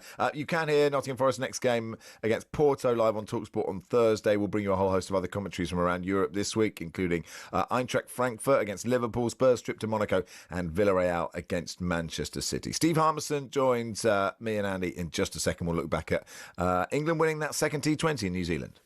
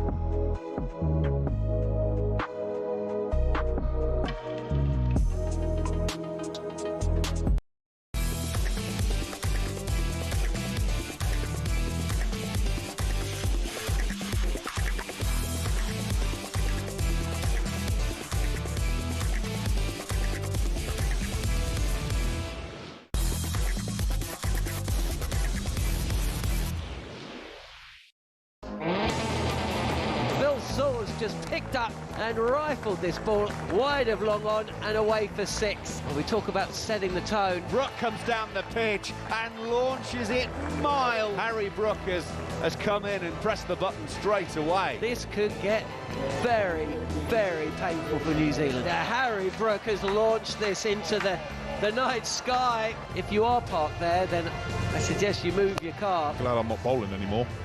I mean, geez, these guys, they scare me. England have posted 236 for 4. Robinson has chipped this up to Jordan Cox, edged on the drive, and Ravindra's stay is a short one. And New Zealand are 2 down inside 2 overs. Chapman has yanked it, though, straight down the throat of Jordan Cox at long on. Oh, and he's got hold of this one into the leg side. Clears the leg side. Harry Brook hit some bombs earlier. That's every bit as big as those. I love that Santa's just been sitting there going, guys, it's obviously easy to hit boundaries. What have you all been doing? Slaps it to mid-off. Catch taken by Harry Brook. And the game is over. England win by 65 runs. AL led the series 1-0 after the first game was abandoned. That's how it sounded on talkSPORT 2. That trail was longer than the actual match. Quite enjoyed it. It's nice to have a little break. I got to eat a raisin cookie. I got to read Dave in Tunbridge message. Claude Macaralele. Come on, okay, we've probably had enough of those now. But anyway, Steve Harmison is in the studio with you, Andy. How you going, Harmy? You okay? Oh, very, very well, Max. Good to see you, man. Yeah, it's nice to see you too. That was quite comprehensive this morning, wasn't it? Yeah, it was. It was a good performance. I looked at when the New Zealand won the toss, you're thinking, oh, are we going to play on the same pitch we had the other night when we got the match abandoned? Because the match abandoned the other night it was set up for a really good contest, a really good game. I know 153 was the total, but they've obviously getting a day's sun to the surface and they've flattened it out. But I thought when the toss was won by New Zealand, I thought, oh, this could be a bit of a sticky situation for England under the sort of lights, under the dew, and with a new ball like the other night. But Phil Salt, I think, learnt from the other night where he went too hard too early, and I think he absorbed the first sort of 10, 15 balls and then got going. And then once Harry Brook came in and really, like the blue touch paper, then all of a sudden, with Salt going, Brook going, and it was a lot easier for the likes of Banton to come in. And it was a nice little innings of confidence booster for Bethel as well. So, 236, you should never, ever get beaten in that situation. No, I watched the power play. It was very exciting. But Bethel did that thing. I'm always fascinated when batsmen do this. You just hit 2 sixes. Why not just play a six? Why have you got to go and do it again? I don't get that. But there we go. And then he got out. He's not the only one that does that. I mean, sure. Harry was guilty of that a couple of times. Once at the Oval and a couple of times in the summer. So it's just the way this England team play. It's a T20 format. And that it was good signs from Bethel. Yes, he only faced 12 balls, but he had a couple of sixes, a couple of fours. He looks in decent order. And with that left-hander going in at 3, I thought England, even though Sam didn't get as many runs, but another left-hander going in ahead of Banton, I thought it was a pretty smart move from England to keep that left-hand, right-hand combination going, because I think the New Zealand bowlers were struggling a little bit. How long can Adil Rashid keep playing? It's amazing, isn't he? 4 for 32. He's an incredible bowler. He just seems to go on and on. England can't replace him. They can't. There's nothing. As much as I think Rian Ahmed is going to be a very, very good cricketer for England in the future. Adil Rashid is he's a special human being, a special talent, and I wouldn't care, that his first over, he got pelted. Saifa, he belted him in that first over, and he came off, and it was Liam Dawson that came on and really sort of wrestled, because I don't think, I said there, 236, you're not getting beat from there. But first 5 or 6 overs, you're thinking, they might not, they've started well, New Zealand. Then they got at Rashid, but then Liam Dawson came on and just brought a little bit more control back to England. He picked up a couple of wickets, and then once you get a team having to go 12, 14, 15 and over, Adil Rashid is one of the best at defending. Do you think it's in Army? Oh, go on. I was just going to say, forgive me, but I find it hard to keep track of when the next important white ball thing is. And I know the Ashes are coming. I'm really I'm so sort of focused on that. But what's the schedule? When's the next World Cup? When's the next by the barest of margins that I can get excited about? To be honest, Max, all you have to do is go the next World Cup's next year. because there's a World Cup every year, just in a different format. I mean, what you have in World Cricket, Max, it's a bit like FIFA and the World Club Championship, and everybody, all sports are the same. They want their pound of flesh. Because there's so many franchise tournaments, the ICC and their powers have decided, right, they're not just getting all the money. We're gonna have our tournament. So I think nearly every year up until 2032, there's either a Champions Trophy, a T20 World Cup, or a World Cup, 50 over World Cup. And the next T20 World Cup is in February, March time, and it's in Sri Lanka, I think. So it's different type of situations, as in what the elements are going to be like, what the pitches are going to be like. So the importance of Liam Dawson, the importance of Adil Rashid, and possibly coming in Rian Ahmed with a little bit of Bethel. It bodes nicely that England have got a nice, well-balanced side going here, as well as Sam Curran will probably be more suited from a bowling department in a subcontinent, Sri Lanka. Yeah, he's done well in the T20 World Cup, so bowling. I was going to ask you, though, I've noticed a lot of clips of Australian players playing in the Sheffield Shield, and there's got to be a benefit to them playing red ball cricket going into the Ashes, whereas we're going to have like a 3-day warm-up. It's slightly worrying. It is, but, and this is just the way the modern game's going. The modern game's going is we're not bothered about warm-up games. We're not bothered about... And I can see the logic in both sides. I can see the run-out point of view where you get some confidence boosters by going out and banging 100 against Victoria's Farmers 11. But probably good not. Side. Yeah, very good side. Nothing against the Farmers of Melbourne and Victoria, but this is what normally happens when teams come to England and they get Derbyshire second 11 or Leicestershire second 11. The games are pointless and the games are meaningless. England are going to play against their Lions. And looking at what your point you're making, the Sheffield Shield stuff, it's interesting not only to see them playing in the Sheffield Shield, but seeing the wickets they're playing on. I mean, I don't think Sam Constance has batted on a wicket which actually resembles a Test match wicket. That's interesting. It's been green surfaces, but on the other hand, Marnus Labuschagne looks like he's batted on a road for the last 3 weeks. So, they're getting themselves into a little bit of form. But early signs in the Sheffield Shield is these wickets are a little bit greener, and they're going to do a bit. And that's going to be potentially what we're going to have for the Ashes. So preparation potentially good for our bowlers. Yeah, a little bit. It's good for their bowlers. I think it's good for their bowlers too, because I think that's annoying, isn't it? Our bowlers are very. I think our bowlers have got potential and very good on paper. Their bowlers' stats are very good on paper because they've been there and done it. So, but their bowlers are going over the hill a little bit. Bolland is underrated, though. He is, but he didn't have the best of time against England when they played against England in England, and I think that's different. England will hold that. But just to finish off on the preparation, and I always use this because McCullum used it in an interview he did on TV just before the end of the summer. He said, "I'm a gambling man. I love the horses. I wouldn't want to put a premier racehorse in a race that he doesn't need to run in. There's no point in him just running around the track for the sake of running around the track. I don't want my bowlers to be bowling overs. They don't need to bowl in warm-up games. I'd rather save them for the big thing." So you can see the logic in what Brendan's thinking. Well, proof of pudding. Dan in Newcastle States is saying all this talk of big signings not settling in, no mention of Voltemado, who's got 5 and 5. If that had been Salah or Haaland's finish, everyone would be talking about it. I guess you did lose that game, Dan, but look, Harmy, you're here, you're our Newcastle United correspondent, and Voltemado is great fun, isn't he? Yeah. He is, yeah. He's been very good for Newcastle. There's a bit of jealousy, I think, in some part of the German capital, or one of the major cities in Germany, and in Munich, with the way they described him. I thought that was very disrespectful to a guy who's trying to a young man trying to apply his trade. But that might come back to haunt buying in the long run. But he's fitted in brilliantly. Listening to what Eddie said, and I can't remember. I think it was after the Forest game. I spoke to him after the Forest game, and he said he's trying to help the team both on and off the field. He's settled in very, very well. And I think from a new player, that's one thing, but from a young player coming into the Premier League, coming to a different country, I don't think Newcastle fans could have expected anything more than what Voltemado has shown. And I think there's a couple of other signings I think Newcastle would hope, especially like Anthony Elanga, just to sort of settle in that little bit more. And Visser is a good player. Visser will be a good player when we get him, and that's a frustration at this moment in time for the Newcastle fans is.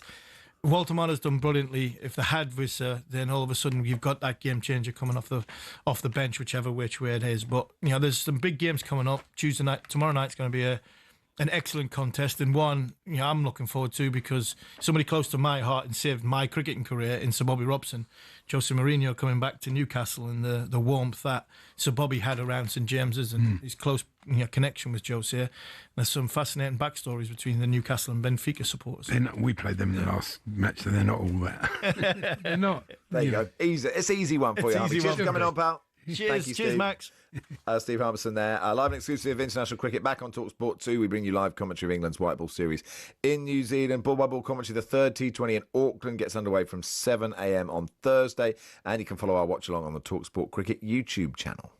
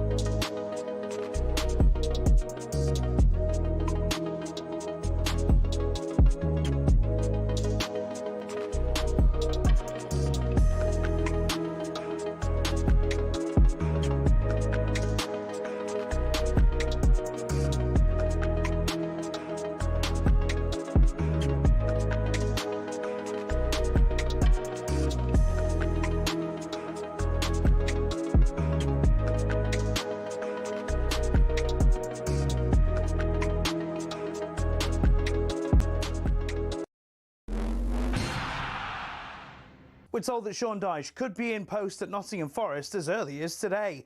Our reporter Ben Jacobs told us there was only one small sticking point in negotiations. Dyche was not prepared to come in until only the end of the season. He wanted a long-term deal. Nottingham Forest have agreed to that. And Steve Stone and Ian Woan, Forest legends, are expected to be part of Dyche's coaching setup. Forest away at Porto in the Europa League is live on talkSPORT on Thursday night.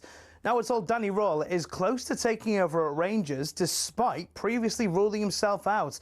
It's after Kevin Muscat walked away. Simon Jordan's criticised the Rangers hierarchy for their very public search for a new manager.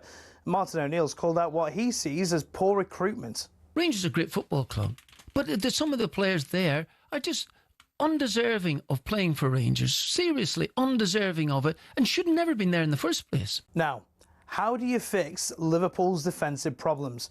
Well, Mark Lawrenson told us it's not rocket science. You get everybody as your back four, you get them really, really tight, and you say to them, right, you know what? We are not going to concede today, whatever happens, and then maybe drop one of the three of the midfield players into somebody just in front of the back four. Arne Slot admits he has a challenge on his hands after Liverpool's 4th defeat in a row, this time at home to Manchester United. Get all the latest on talkSPORT.com.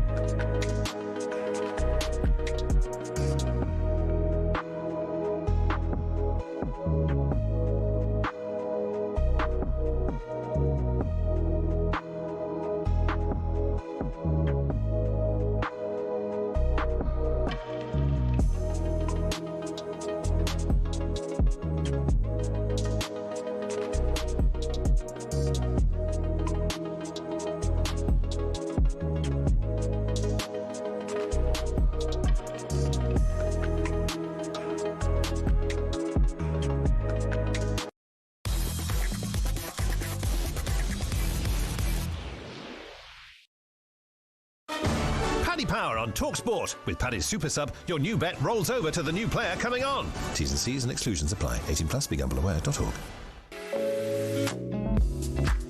Time now for today's Bet Builder with our friends at Paddy Power. Welcome to Fern Buckley. We're looking forward to tonight's Premier League match at the London Stadium, West Ham against Brentford. Fern, remind us, please, how the Bet Builder works. Good afternoon. Yes, of course, we've all made some picks for this match, added them together to get some overall value. Paddy Power have then put a £10 bet down, hoping we get it right, because if we do, it benefits the Attitude Foundation. All the winnings go to them. Okay, good stuff. It's a 5-leg Bet Builder. Should we start with me? I say Crescencio Somerville to have a shot on target. I've been thinking about it for months.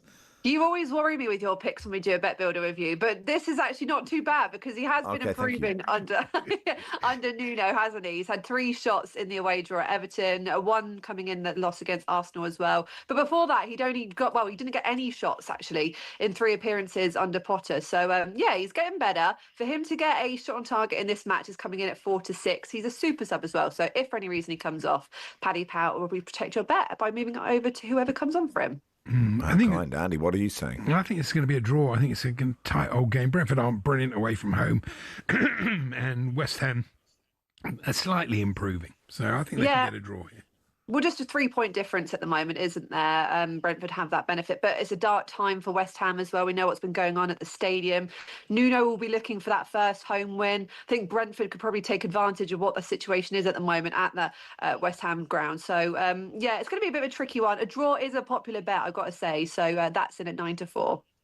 Okay, producer Sean has gone for Jared Bowen to score. Yeah, Nuno looking for him to steady the ship, I think. He's the only goal scorer he's had since joining the club. Found the net against Everton and Crystal Palace. So he's another super sub as well. For him to score any time is in at 9-5. The people's pick.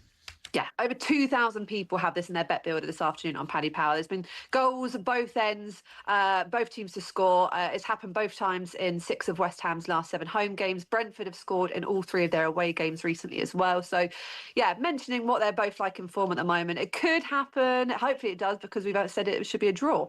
So both teams to score is in at 13-20. And what's yours pick? I've gone for Igor Thiago to commit 1 or more fouls. He is one of Brentford's strikers, goal scorers this season, but he doesn't shy away from physical abilities. He's committing 2.5 fouls every 90 minutes. So I think just 1, that's all you've got to get, is 1 foul.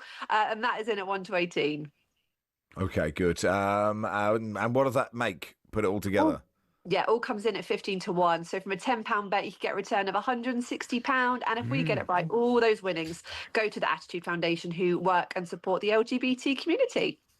Thank you, Fern. That's Paddy Power's Bet Builder for today. Minimum odds 1 to 5 per leg. 18 plus. BeGambleAware.org. Paddy Power on talkSPORT. With Paddy's Super Sub, your new bet rolls over to the new player coming on. T's and C's and exclusions apply. 18 plus. BeGambleAware.org. All right, let's talk to Alex Jacques, Formula One broadcaster and now author, has written a book called Grid to Glory, and has picked 75 chapters, sort of marking all the important moments in Formula One. Lovely to chat. Alex, how are you? I'm very good. Thank you very much for having me. No, it's a pleasure. And I was interested to read, right at the start, it says sort of how you fell in love with this sport. It's quite interesting how we fall in love with a sport and the one thing that takes us. And you just happened to just flick the channel on and there it was, Murray Walker and a rain-soaked, I can't remember which track it was. It was a rain-soaked Spa. Yeah, I found it completely by accident. Only 4 channels back in 1998. And flicked through, found it, and that was my sport ever since. It's one of the great Grand Prix, so it was a good one to get started on. It was. It was a big one to, because you could have landed on, a procession in Monaco or something, and maybe now you'd have written a book about basketball. Yeah, it's definitely a good one to get. And like you say, I got a classic, thank goodness for that. And yeah, Grid to Glory is basically, it sounded a good idea at the time, and then I had to do 75 years worth of research. So it became a labour of love, as they say. Murray had a particularly interesting style of commentating. Do you move away from that? Is it sort of a bit of an old-fashioned style, or is it a classic style?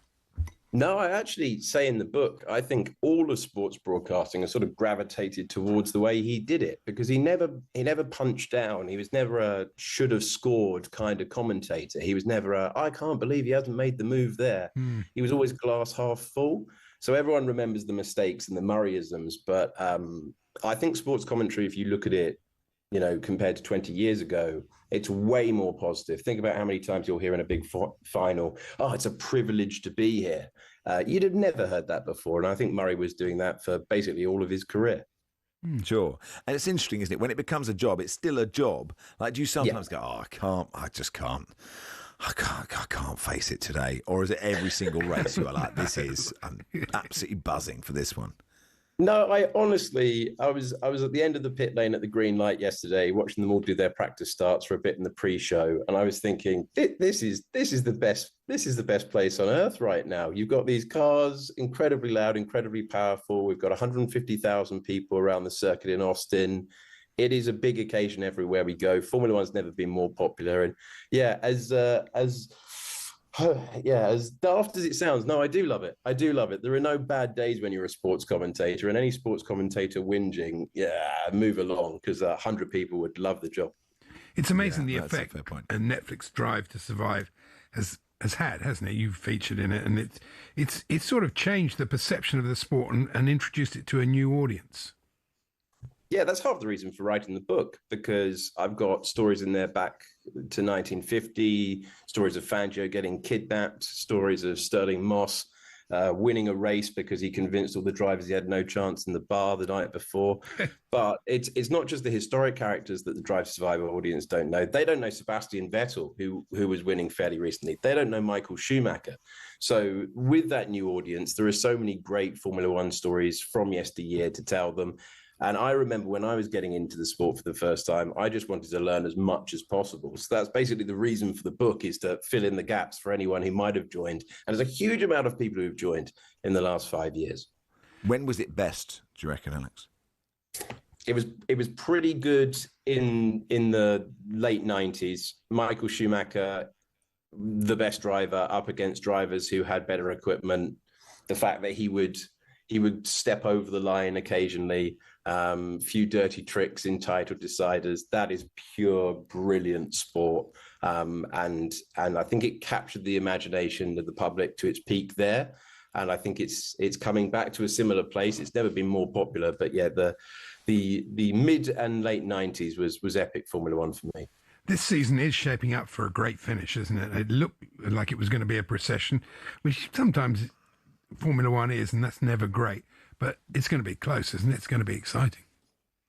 Yeah, I was looking at holiday plans, to be honest, in Abu Dhabi and thinking nice season decider in the sun. One of the McLaren boys will have won it. And Max Verstappen has laughed in the face of my holiday plans. Now we've got 3 drivers in the mix for the title, 2 of them trying to win it for the first time, Lando Norris, Oscar Piastri. And Max Verstappen, he can't miss. It's home run after home run at the moment. Any single time he puts it on pole, you know he's going to convert it. Got nothing to lose, and he's driving that way. So if he pulls it off, it's the greatest comeback in the history of Formula One. Statistically, no one has ever come for as far back. We've had different point systems, but no one has ever been the equivalent of 4 victories behind and come back to win the title. Ahead of the race, there was all this chat about the repercussions for Lando Norris, and it looked like it would favour Piastri. Piastri seemed quite cocky about the whole thing, in my view, but it didn't work out. What were these repercussions? Were there any? Could you spot what they were? It's really dull, I have to say. We had a great race yesterday. We had Lando Norris going wheel to wheel with Charles Leclerc, Ferrari versus McLaren, Max Verstappen disappearing off into the distance. We don't really want to be talking about who's going out first in qualifying, which I believe is the repercussion. McLaren set all these rules. They call them the papaya rules at the start of the season. So there's a little menu in front of the drivers. If you bang into your teammate and it's a little wheel banging incident, you're going to have a minor repercussion. If you stick him in the hedge and he loses a load of points, you're going to have a major repercussion. But McLaren have attracted quite a lot of flack, basically, for over-engineering the driver's title. And in looking at themselves, they now have to look in the mirrors at a fast approaching Max Verstappen. Alex, listen, thanks so much for coming on. Appreciate it. And good luck with the book. Thank you very much for having me. Good to talk, guys. Alex Jacques there. Grid to Glory. Go and buy it. Look at the world of Formula One, 75 chapters across the 75 years of F1. It is Max Rushden and Annie Jacobs with you until 4. Laura Kirk-Francis is a content creator and Arsenal fan. She's got good stuff on Instagram, taking the P out of talkSPORT, amongst other things, and it's really funny, and we'll talk to her in a second.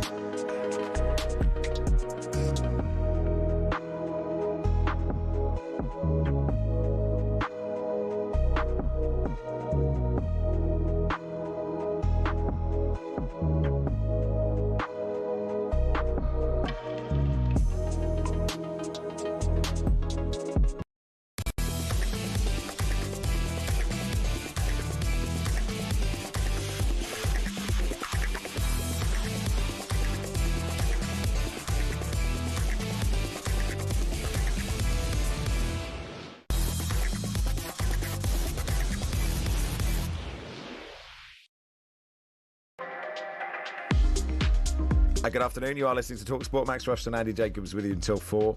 And it's quite good when you're doom scrolling that some people are actually doing funny stuff on Instagram. Laura Kirk-France is doing that kind of Michael Spicer, I guess is maybe the inspiration. We'll ask her in a second, where, you pretend to be the producer of, we'll play a couple of clips, the producer of The Breakfast Show at talkSPORT, talking to Jamie Hara, and one where Laura is talking to Howard Webb and Michael Owen on Mic'd Up. Let's play those clips.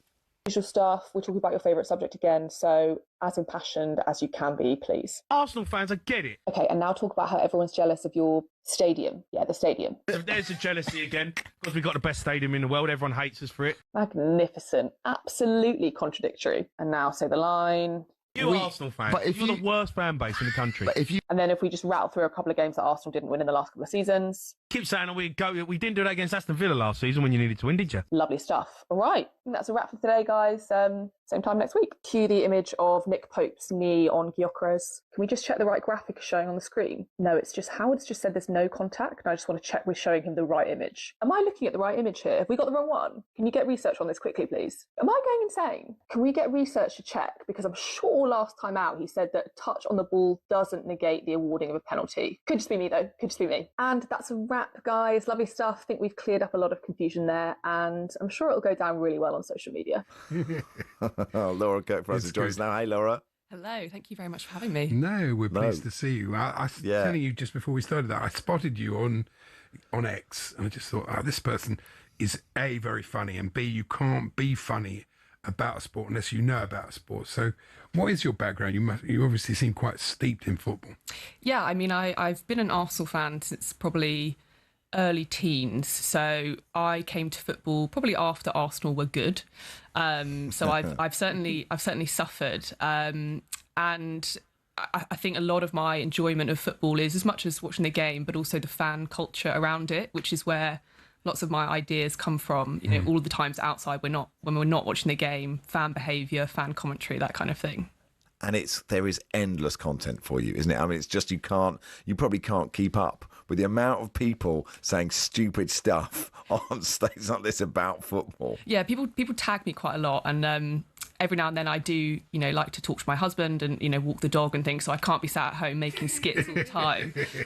But guaranteed there'll be someone who'll have tagged me this morning in the breakfast show. But it's relentlessly quick football, so you've got to be fast. What's your background though? How did you get into this? I mean, do you do stand up, or how did you start, and what made you? No, I'm a semi-retired corporate person. So I've spent most of my life in big corporates, and then I decided to quit the corporate life in February just to try something else. I did intend for it to be a career change, and then I started making content. Football's always been a huge thing for me, and so I just started making content back in February, and that's kind of that's led to me here. So it's been a very atypical route into this life. That's a mad route, isn't it? And that's such a big, if you're the CEO of, I don't know, Beecham's or whatever you were doing, and now you're going, I've got to find out if Gabby Agbonhor said something silly. That is a really weird, you must wake up going, this is a weird, what have I done? What have I done here? Yeah, I mean, having been, as I say, professional kind of spreadsheets, PowerPoints person, when my previous job, I used to work at John Lewis, and as I started to get more followers on Twitter, I had a couple of people come up to me at John Lewis and go, "Are you that Arsenal girl on Twitter?" And I'm like, just hold that thought while I go and present on the beauty strategy. So it's good to be able to wear numerous hats, but it is a bit jarring to think this time last year I was, probably knee deep in a PowerPoint presentation. A lot of these things are, very cleverly edited. I mean, where did you learn to do all that stuff?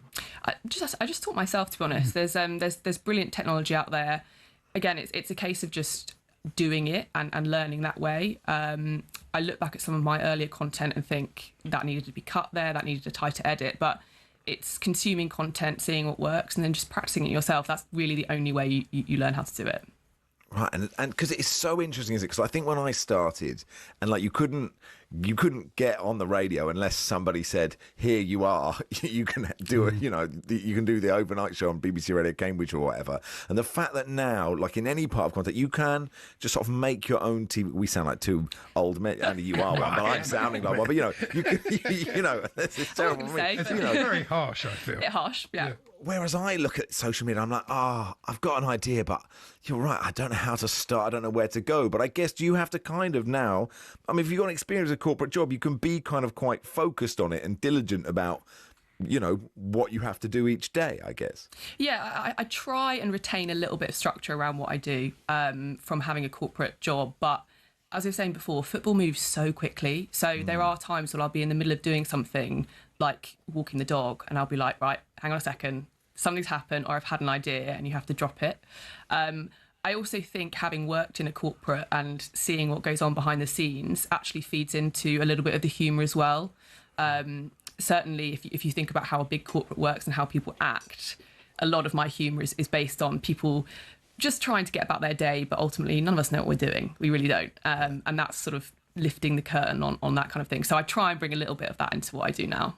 So is it now just a matter of building up the views, building up the whole thing, and then hopefully, like Munya Chihuahua, who you've been compared to, the football version, you end up then branching out into proper telly, proper radio, and that sort of thing? That is the dream. But I try not to think of it as anything other than something I really enjoy doing, and that would be my piece of advice to anyone who wants to make content. If you enjoy the process of, and I absolutely love the process of shooting it, editing it, etc., even if it gets 0 views, I'm not that bothered by it. When I first started making videos, I went spiraling into okay, this one's done really well, this one hasn't done really well, let me try and analyse it. That's a surefire way to drive yourself absolutely insane. So I try and just, what I do is fun. It's not that serious. No, and that's the plan at the moment. Good. Yeah, it's arts for art's sake, isn't it, I guess? Do you then have a slight worry that you don't want to be too on the nose? If you really go at Sky Sports News or you go at Super Sunday, they go, well, we'll remember that when actually we welcome them in through the doors. Or because that's the fun She's part, here isn't on it? talkapsport after having I totally agree. slaughtered the breakfast. But we're the Oasis. She hasn't done this show. We're the, I haven't yet. No, I haven't yet. No, Too easy. Yeah, I always have a bit of a sense check before I put a video out or before I've written anything about whether I'm crossing the line into being mean. And I don't think I've got anywhere near that just yet. I never do that. I don't want to contribute to being mean. I think my reflection is always, how would I feel if someone made this video about me? Usually I'm absolutely fine about it. Don't you think I think the rule is if you're taking the mickey out of people, you want them to laugh with you. If they don't, you've kind of failed. You want people to look at it and think, well, that is actually quite funny. Yeah, and I think particularly with football social media, we all know what we're doing here. Everyone in this building knows that we are here for engagement and views and clicks and ultimately revenue for shareholders, etc. But with that, you have to then accept that if you are going to say something extreme, people are going to clap back at you. And you're right, it's absolutely fine, but you want people to laugh along with you, and I would never want to contribute to being a troll, basically, who sits at home making TikTok videos. That's not my intention at all.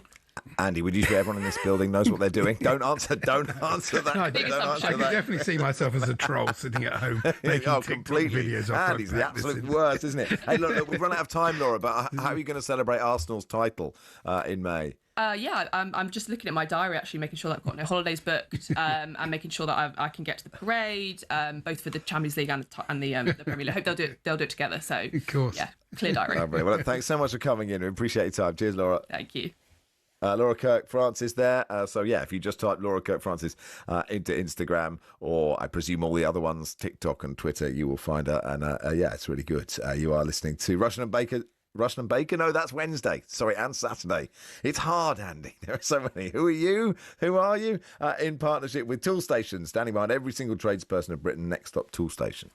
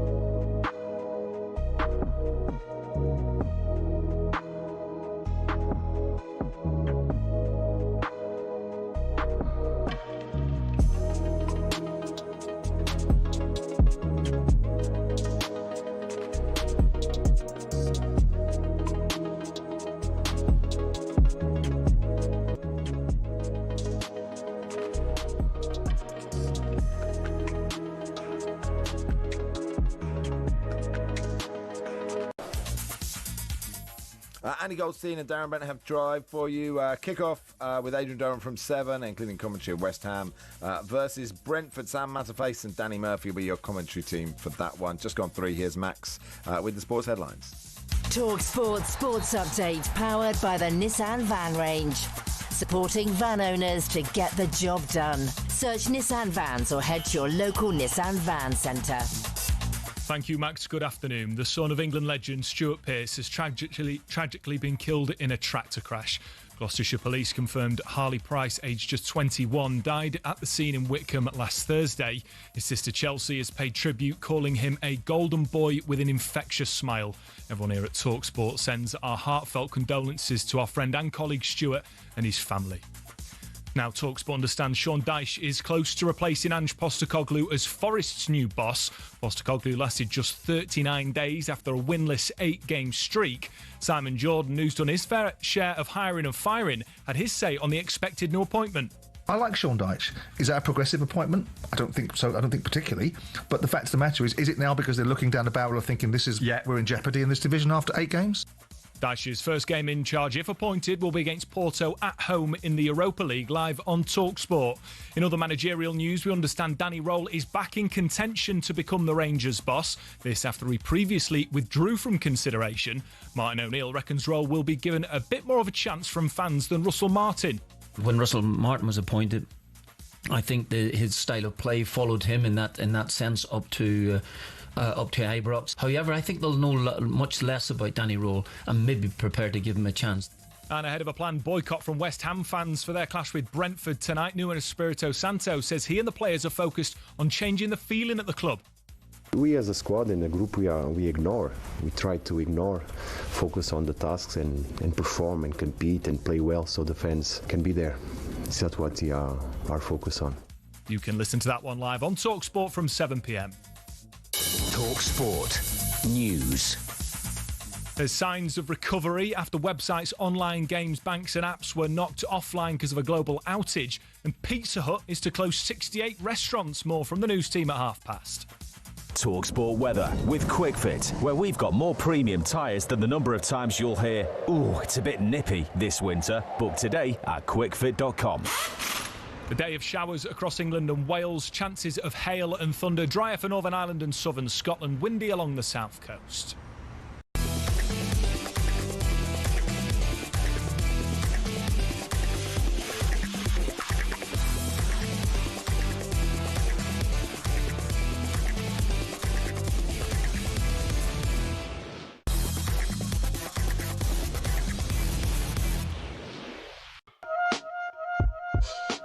Yes, good afternoon. Rushden and Jacobs on talkSPORT in partnership with Toolstation. Next up, Toolstation. And one of those moments in the show where I can sit back and say, Andy, what have you got? Well, very interesting. Did you see that David Beckham is to guest edit the Country Life magazine? Is that right? Yes, the editor's chief Mark Hedges has been talking about it. He said Beckham was heavily involved in the edition, meeting with his team half a dozen times, with 2,000 emails exchanged. That's quite. Wow. That's more than it's going to be. The actual magazine, there's more words in there. That's incredible, really. Is that David, like each idea going, I would put, could we put this, oak table just slightly left? Does he reply all? Cheers, DB? What does he say? Did you see, though, that their place in Chipping Norton, that's it, in the Cotswolds. Yeah. Apparently they've got a sort of planning issue because somebody was watching Victoria's Netflix documentary and they spotted that there was a beach by this lake that they'd put in this sand, and they felt that it's a sort of lakeside beach. Do you need planning permission for a beach? What the name is news? Planning news. Oh, thank you so much. I have no idea, but I mean, it's quite strange, isn't it? Really. Are you watching? Speaking of, I mean, I haven't seen the Victoria Beckham one. Have you seen? Mrs. Rushden's currently really getting into the Meghan Markle one. Have you seen it? No. Have you ever seen it? It's absolutely amazing because nothing happens. So quite often, like Jamie is watching. Like the show. Yeah. But Jamie is watching something like Below Deck, and she won't watch it with me because I'm criticising or sort of Married at First Sight. I don't mind that one. Love is Blind. These ridiculous shows. Terrible. Yeah. But this one, because nothing is happening, it sort of takes you to this slightly zen state because it's just she invites somebody she doesn't really know over and they make some biscuits and then they laugh about things that aren't remotely funny, sort of like centre court at Wimbledon. And so little is happening that you can't even have an opinion on it. It's absolutely, I think the listeners would like your review of, I don't know what it's called, Meghan's World or something. Well, I'll take a look at it. Listeners may remember the former talkSPORT presenter Mike Mendoza. I don't know if he predates your time. Do you remember him? Yeah, he used to be. I know them. Yes, he used to do the overnights. Anyway, he hit the papers yesterday because he's been sacked as Father Christmas for being overweight. Wow. I know, that takes a bit of doing, doesn't it? Apparently, his 46-inch waist has always guaranteed him plenty of work in 4 decades of playing Father Christmas. Did he do the overnight show as Father Christmas? He used to wear the costume right the way throughout the year. But it wasn't the overnight show with Father Christmas every night, just hammering it through. Apparently, he went for, I don't even know why he had to go for an audition. He's been doing it for 20 years. But he couldn't fit into the bespoke red waistcoat and brown lederhosen. I don't know why Father Christmas would be wearing lederhosen. But it's just, well, why not? He can wear what he likes. So hang on. So now there is is Father Christmas now slightly thinner? Is this sort of more woke more Father hench? Christmas? Yeah, he's a woke Father Munjaro Christmas. He's not woke. He's like, I don't know. I see a lot of people are telling me to have supplements now. He's like a sort of old muscly guy. I was going to say Ben Shepherd style. That's the next Father Christmas, is to be as, to have pecs like Ben Shepherd. That's what Father Christmas now has. I only know him from Tipping Point, where his pecs he rarely, but when Tipping Point gets good, he rips his shirt off, does Ben. He's so into the way those things fall. He gets incredibly excited. Oh, that's a flat one. That's a rider. This is that. You think, who cares? I don't know. That's not my sort of thing, really. I think if you are given the job as host of Tipping Point, getting excited when the discs are going down the chute is probably a key part of it. A reason why you haven't got the gig. It's Alex Jacobs going, "I'll chuck it in anyone. It doesn't matter." Have you seen this? Rock legend Brian May could have cracked the secret to time travel. Have you seen this, Andy? The Queen guitarist and astrophysicist says studying the work of Albert Einstein helped him from his own concept of time warps, which inspired their song 39. So Brian said, "I had this thought in my head that if you go close to the speed of light in a circle," everyone at home, try this right now. If you go, not if you're driving, go close to the speed of light in a circle. Don't go the speed of light, but go close to it in a circle. Einstein's theory of general relativity tells you your clock goes at a different speed. It could, with the emphasis on could, it could be you come back what you think is a year, but it's 100 years later back on Earth. It's not the physics that got me, it's the emotional content. Sends shivers up my spine, says Brian May. You're right, Brian. You're right. yeah, okay, Brian. It's a penalty for me, Brian. There we are. What he's done there, he's gone near the speed of light, and he's 100 years later. It's 2035. Will you still be doing this show in 2035, Andy? What do you reckon? The cryogenically frozen head. It's quite a long. You'll be. It's 100 years. Is that another? Oh no, that's only 10 years. 10 years. I meant 3025. My apologies. That's a bit on the nose, wasn't it? It was. I won't be doing this show in 10 years' time, I promise you. I did get somebody last week begging me not to retire, which is unusual. It's normally the other way round. But, was it what can you do? Right, do you want to have a quick go? You've done it as well. Do you want to have a quick go on my numbering system? Yes. What's the number? Explain it, please. Well, basically, all the old clips that I never get to use because they're not really about sport. I decided that we'd have room for them. It'd be quite waste nice. Not, want not. Waste not, want not. So I numbered them all. I gave all the list. There was 133 when I gave him the list. He lost the list, which didn't help really, because he kept calling out for the same numbers. But never mind. So you may pick a number that's already been used, but don't worry about it. It's now gone up to 1 to 167. Okay, I'll take number 4. Number 4, a very early one. No, number 4 is gone. Number 4's gone, I'm afraid. Oh, I'm enjoying this quiz so much. Hopefully I can get 3 that have gone. How about number 29? Number 29. Please say it's gone. No, it hasn't gone. Okay, here we go. It's a letter to the Star about Gary Lineker. It says, I'm looking forward to it. NTA Awards. Am I going to read? Oh, yes. No, it's right. He turned on. Oh, yes, I see what it was. I don't mind Gary Lineker too much, although he was, of course, never worth anything near the 1.37 million he was getting paid at the balmy BBC.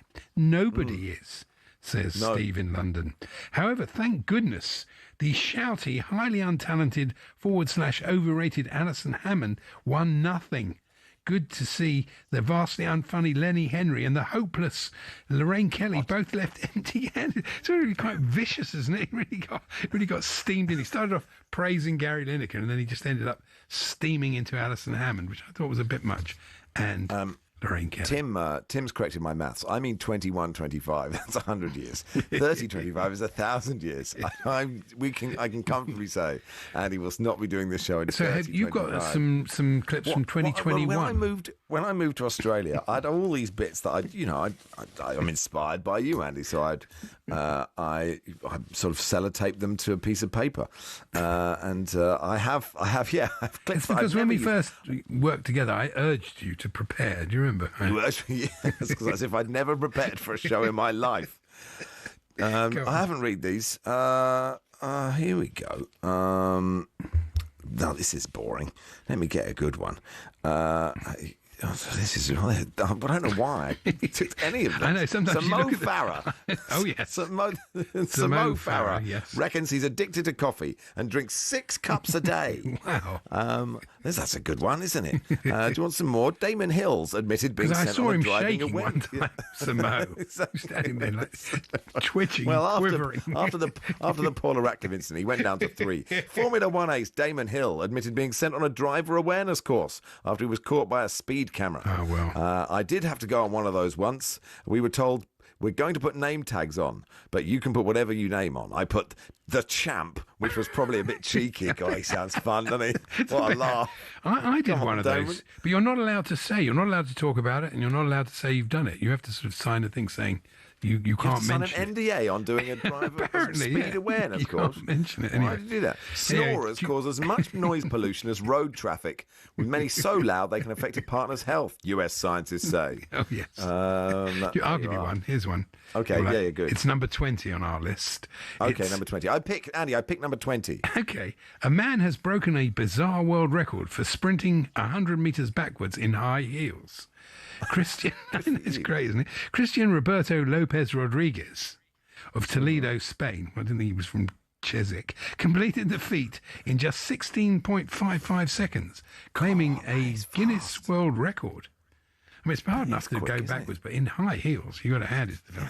Which reminds me, the other day, I was coming down I was coming up the... You were doing the steeplechase in high heels backwards. No, I was coming up the escalator at Westminster to get to the district line, and the up escalator had halted, and the down escalator was still working. So I thought it was a problem with it. I was going absolutely mad. I was going, why have they got the down escalator working?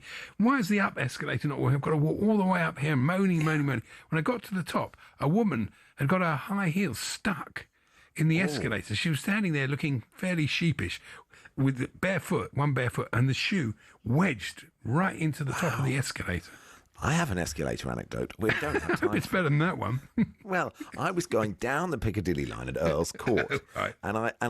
So I got on the top, and there were these two old ladies in saris coming up. Sort of, really, they're very brightly coloured saris. So you could really see them. So then I looked around, probably, I don't know, an advert for Chicago or something. I looked back, and they completely disappeared. And I looked over, and they'd both fallen over and were just stuck. And they were very old, so I had to sprint down the escalator, and then as they were going up, and they were going to get, so all this dress was going to get caught in the escalator. I had to run up, and I was yelling at someone to press the red button, and I hauled these two old ladies to their feet, and then I went on my merry way. So I saved two people's... I don't like to talk about it. Tremendous story. Thank you so much. Anyway, you might get some sort of award. Tim makes a good point. Maybe my maths wasn't wrong. I may have proved Brian Main's theory by going forward 1,000 years. And here we are. And I've taken you all with you. It is now the year 3025, and Andy Brassel is next.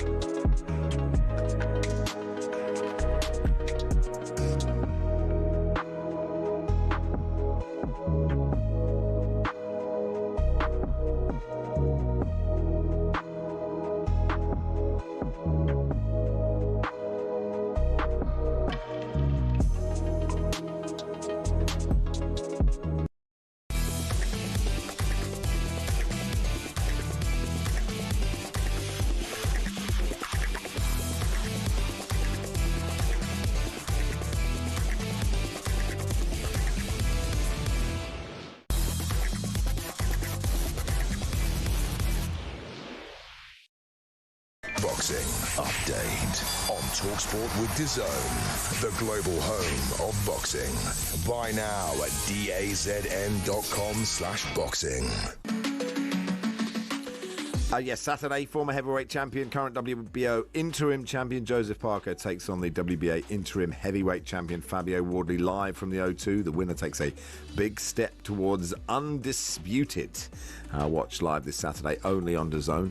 This text says, why does Max sound a little like ChatGPT? Busted. You think I'm going to stay up till 2 in the morning in Melbourne's inner north? I did thought at one point there you were going to drop off, but you know. You've done very well.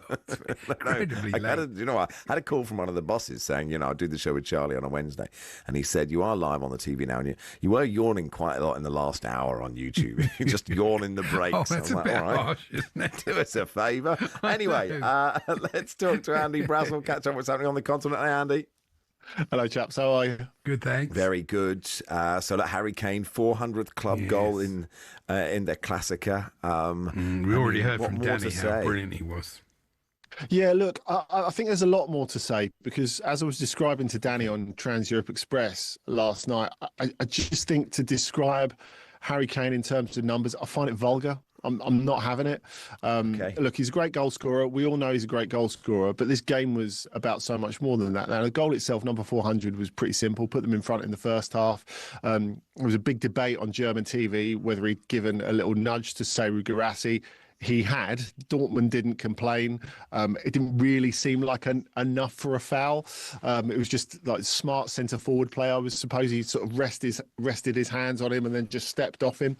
But it was a goal that Dortmund would have been annoyed to concede, and especially because so much of what else Bayern did, they did really well to resist for a lot of it. Like they didn't attack at all in the first half. Dortmund, they made more of a game of it in the second half. But Kane, particularly in that second half, was just everywhere. I mean, he was asked afterwards, how would you describe your role today? And he said, well, it's kind of a bit of number 6, number 8, number 10. We know he likes to drift between 9 and 10. But this was more the complete midfield playbook. He was defending in front of his own penalty box effectively as well. We expect him to be able to defend when it's front post at corners. But this was something else. It was a proper virtuoso performance from Kane. And he couldn't have a higher approval rating in Munich at the moment. Yeah, interesting. Let's hope he keeps it up till next summer.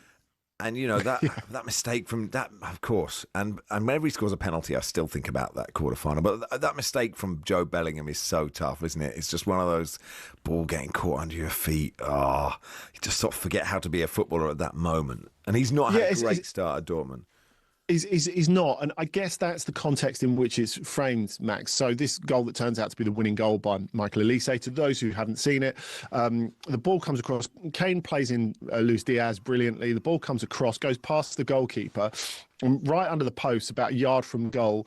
Joe Bellingham gets it, and he looks like he's going to stumble, and then he regains his footing, and as he has a little panic and goes to smash it away, smashes it straight into Olise and it goes in. It turns out to be the winning goal. But of course, because he has had that difficult start, it feels when you're watching it as if it's a bit rabbit in the headlights. He's not quite ready for this big moment. Whereas in reality, something like that could happen to absolutely anyone. And it was interesting actually to see Kane put his arm around him at the end and just say, like, quite honestly, and Kane was like really open and honest about a number of matters at the end. And he said, look, this is just, he's just got to get used to it because this is what elite football is. You know, you have to get used to being at the level. And of course, Joe Bellingham hadn't played a top division game before this year. I guess so much of it is in the context of him following his brother at Dortmund. And, you know, you can wear whatever name you like on the back of your shirt, but people still know you're Jude Bellingham's younger brother, and it provides a whole level of scrutiny and a level of classification that you wouldn't get in any other context, I guess. Meanwhile, Jude is playing and started for Real in Spain. Yeah. And how is he getting on? Better. Only the second start of the season. The first season was a really strange decision by Xabi Alonso to start him for the first game of the season, his first game in months, away to Atletico in the derby. And they were trounced, and it wasn't his fault, but he wasn't really able to contribute that much. He's been substitute a couple of times since. I get the feeling that not being called up by England in the last international break definitely helped him. He looked sharp. He was his normal forthright self as well, having a nice row on the touchline with Jose Bordalas, the one-of-a-kind coach of Getafe, because it was like a mini derby. Getafe is just on the outskirts of Madrid. And it was interesting to see Bellingham sort of get into that role where he's getting more to the edge of the opposition penalty box as well. There have been so many questions about where he would fit under Xabi Alonso and would there be a place for him to fit. But actually, it seems to be working out pretty well. Of course, this is just early days and he's still getting his rhythm and stuff. But, I think the link between him and Kylian Mbappe, if you go back to halfway through last season, was always really interesting. He created a chance for Kylian Mbappe, which went just wide. And then just after that, Mbappe scored the winner, set up by Arda Güler. And there's always been this question of, can Bellingham and Güler coexist in the same midfield? Well, it looked like it in the back end last night when they were chasing a difficult game against an opponent who doesn't just want to ruin a game against a big team, wants to ruin every game. Getafe, that's their thing. And Mbappe scores the winner, his 11th successive scoring game, continuing his record streak. Amazing. Or as Tim Vickery calls him, Mbappe. For some reason. I like that. It's a very strange way of doing it. In France, though, I'm, of course, have an interest in Strasbourg because they belong to Blueco, who own Chelsea. And despite the fact the fans hate Blueco, the team's doing really well. I don't quite get why they're so anti the owners when, since they've come in, the team's done brilliantly. Yeah, they have. I guess the reason behind that, Andy, is because they went to the wall and they were brought back really by the love of their fans, the support of their fans. It's a really community-focused club. And all of a sudden, they feel like they're just a cog in a multi-club ownership. And that's what a lot of the ultras feel. Now, of course, on the pitch, it's improved them. And it's particularly improved them because they're able to use resource at a time when no one in France, really, apart from PSG and to a lesser extent, much lesser extent, Marseille, have got any money at all. So they're a genuine contender to qualify for the Champions League this season. But it's moments like when the captain, Emmanuel Omega, who all of us knew was going to Chelsea for ages before he actually did, of course, his signing announced earlier in the season, he was made captain, and then a week later he's posing at Stamford Bridge in the Chelsea kit going, delighted to sign for this huge club. That's not good, is it? I can understand why you feel that you're just a subordinate in that case. Now, the interesting thing is, since then, Omega's got injured, he's out at the moment, and the guy who's going to replace him next year, Joaquin Panichelli, is playing. He's playing brilliantly. He's the top scorer in the division. He scored 2 away at PSG on Friday night. And what was the game of the season? It was a 3-3 draw. It was absolutely fantastic. And Liam Rosenior came out and said afterwards, that is the best performance I've seen by number 9 live ever. Really? Wow. The best. The opening goal was the best one. So look, we don't want to upset the Strasbourg fans because I was going to say they're enjoying it at the moment. So we know Omega 2026, maybe Panichelli 2027 at Stamford Bridge, but it's probably too soon to say that, isn't it? Yeah. Well, I'm against multi-club ownership, so I'm as always, and with everything, before checking, with the Strasbourg Ultras. That's how I live my life. Yeah. That's for sure. Hey, cheers, Andy. Good stuff. Thank you. Thanks. Andy Brassett, of course, part of the Trans-Euro Express with Danny Kelly every Sunday night from 9 o'clock on talkSPORT. Also available as a podcast on the talkSPORT app or wherever you get your podcasts. Max Scott will join us as reading the sports headlines, but a big Nottingham Forest fan, and he will talk about Dyche and Postecoglou and Marinakis and Edu and all of that in just a second.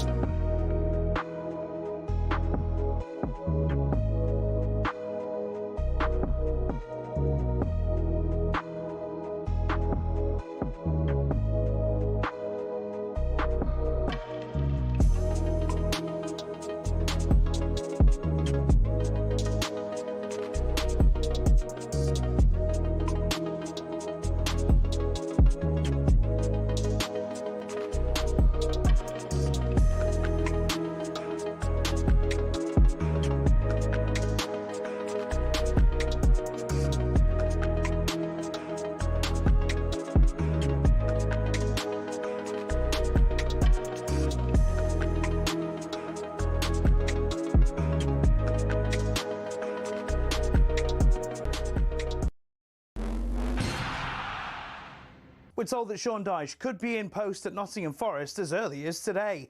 Our reporter Ben Jacobs told us there was only one small sticking point in negotiations. Dyche was not prepared to come in until only the end of the season. He wanted a long-term deal. Nottingham Forest have agreed to that. And Steve Stone and Ian Wone, Forest legends, are expected to be part of Dyche's coaching setup. Forest away at Porto in the Europa League is live on talkSPORT on Thursday night. Now we're told Danny Röhl is close to taking over at Rangers despite previously ruling himself out. It's after Kevin Muscat walked away. Simon Jordan's criticised the Rangers hierarchy for their very public search for a new manager. Martin O'Neill's called out what he sees as poor recruitment. Rangers are a great football club, but some of the players there are just undeserving of playing for Rangers. Seriously, undeserving of it, and should have never been there in the first place. Now, how do you fix Liverpool's defensive problems? Well, Mark Lawrenson told us it's not rocket science. You get everybody as your back four, you get them really, really tight, and you say to them, right, you know what? We are not going to concede today, whatever happens, and then maybe drop one of the three of the midfield players into somebody just in front of the back four. Arne Slot admits he has a challenge on his hands after Liverpool's fourth defeat in a row, this time at home to Manchester United. Get all the latest on talksport.com.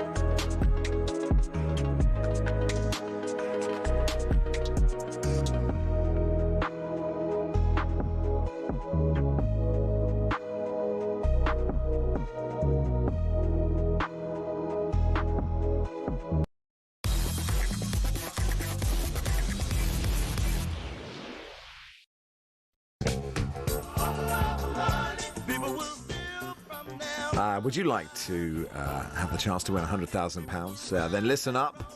It's the biggest cash prize yet.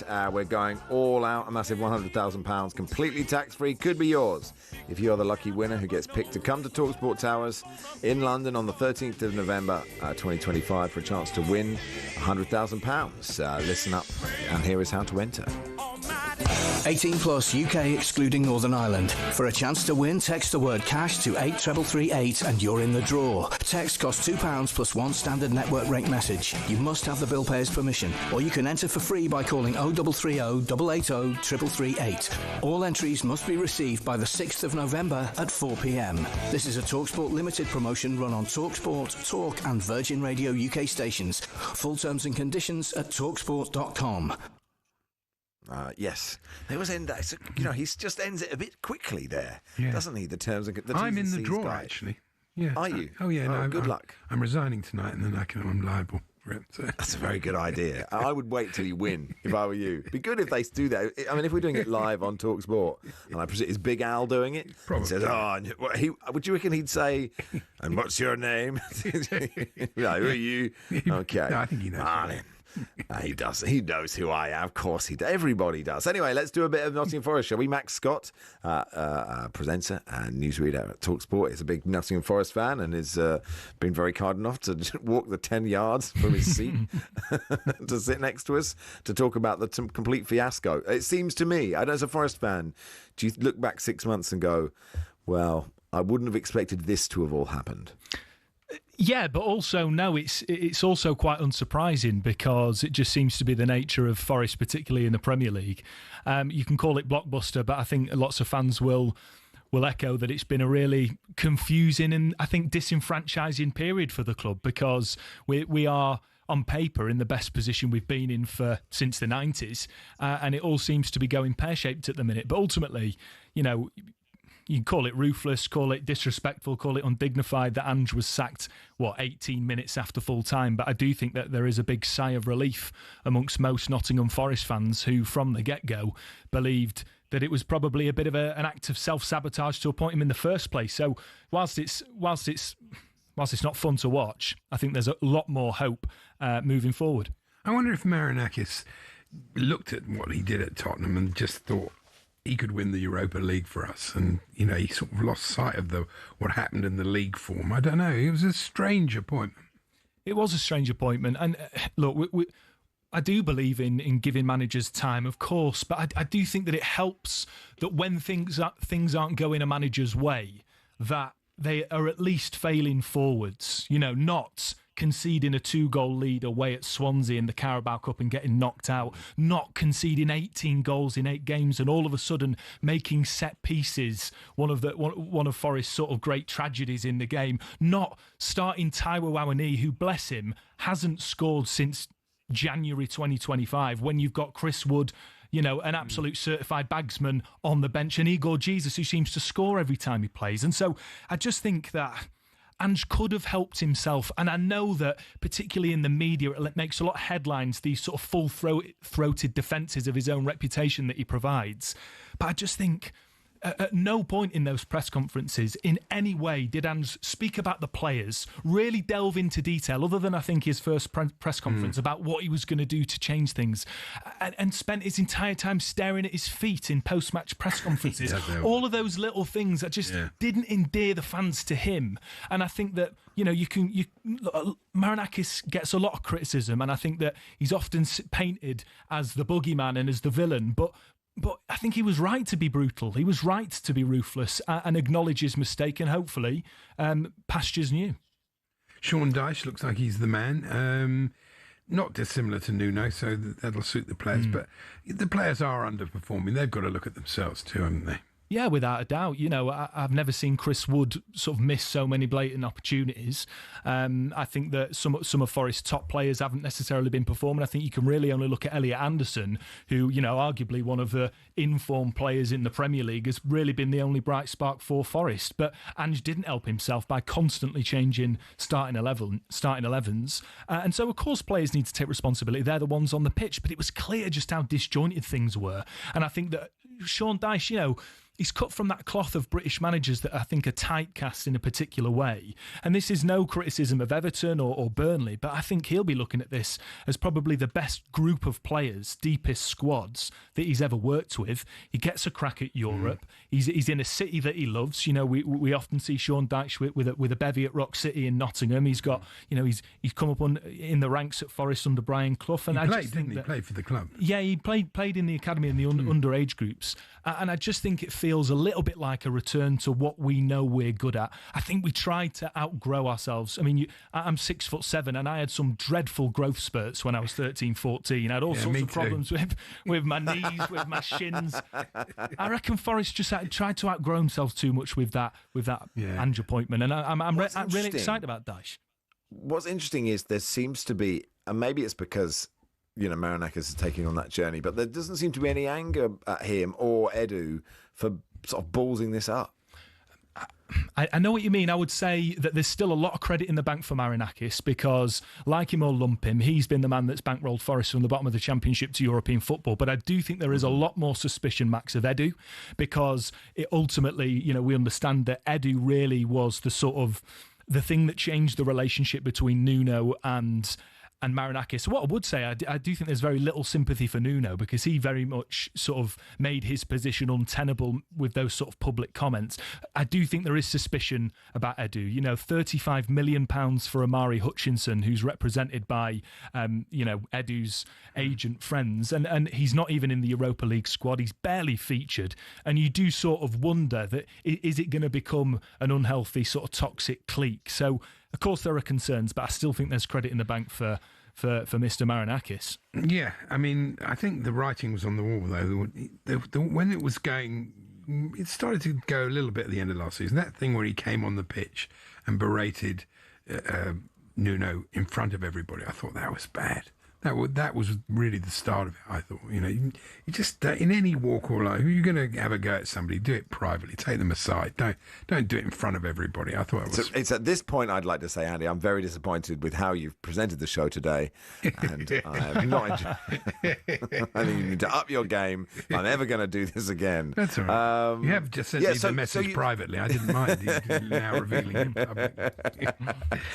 Max, so because the interesting thing about Dyche is, and he did get Burnley into Europe once, but like a lot of people are saying, well, Dyche will keep you up and then you'll have to go again and find someone else. But do you think actually, given the historical ties, he'll bring Steve Stone and Ian Wone and everyone else who rhymes with those who also played for Nottingham Forest in the 90s, and there actually might be a real good feeling around this appointment? Yeah, I think so. And Marinakis has proved in the past that he does listen to the fans. I think we've seen it with the Postecoglou sacking, but we saw it with Steve Cooper seemingly saving his job on about 3 separate occasions in Forest's first season back in the Premier League. So I do think there will be that feel-good factor. But what I would say is, whilst I think you could do a lot worse than Sean Dyche, and I think that like I say, I think he's one of those typecast managers in the Premier League, I do think there is an undertone of frustration that, having got some, millions in compensation for Ross Wilson, the sporting director who's gone over to Newcastle, why haven't Forest showed the same ambition to go for Marco Silva, who has a release clause, who we all know is long admired by Marinakis? They have a relationship. Silva managed at Olympiacos. He's been linked to Forest jobs constantly. And so I do think there are questions from fans, and I'm sure all will be revealed, in the coming days, but as to why they haven't gone all guns for Marco Silva, who feels more of a Marinakis name, who feels more of a long-term appointment. But I think if Sean Dyche has a good European run, gets Forest into the top half and there's that feel-good factor, then it'd be difficult for Marinakis to sack him at the end of the season when Silva's contract does expire at Fulham. Yeah, you can see why Sean Dyche wanted a longer contract, because obviously he didn't fancy just being there to the end of the season. Oh, and here's Marco Silva. Thank you very much. Yeah, no, it's cheers, Max. Thanks, boys. Thanks for doing that. Max Scott there. Bill Edgar in the Times writing, when Ange Postecoglou flies back from London to Melbourne, he could watch every minute of his 8 games as Forest manager on his laptop and still have time to take in the 3 Crocodile Dundee films before landing, which is how anybody who flies to London to Melbourne goes, at what point do we have to watch each one of the Crocodile Dundees before you land, of course. We'll do some West Ham in just a sec. You can hear Forest's next game, by the way, at Porto in the Europa League live on talkSPORT 2. That is Thursday at 7, and you're listening to Rushden and Bakers. It's not, it's Jacobs, isn't it? I said Bakers. Forgive me, Andy. That's who you are. In partnership with Tool Station. Whoever's hosting it, stay one step ahead. Whatever the job, next stop, Tool Station.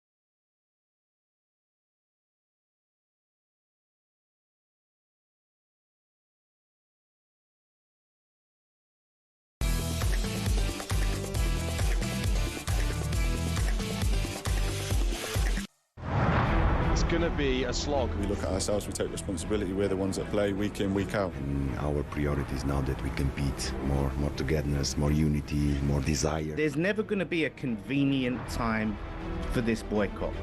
We just have to do it. And it's about time we started getting behind the players and the team. The ball are going nowhere, we all know that. We've won 2 home games at that stadium in 2025. And Nuno's got to be the one somehow to try and lift the fans, the players. You know, if I go back to 2019, I joined the club in the Championship. It finishes at the G-Tech. Brentford 0, Manchester City 1. To a couple of weeks ago where we're coming off the pitch and we're disappointed that we haven't got a point against Manchester City at home. That's the difference. That's the expectations now that surround Brentford. Jensen's going to go for goal and win the game with an absolute stunner.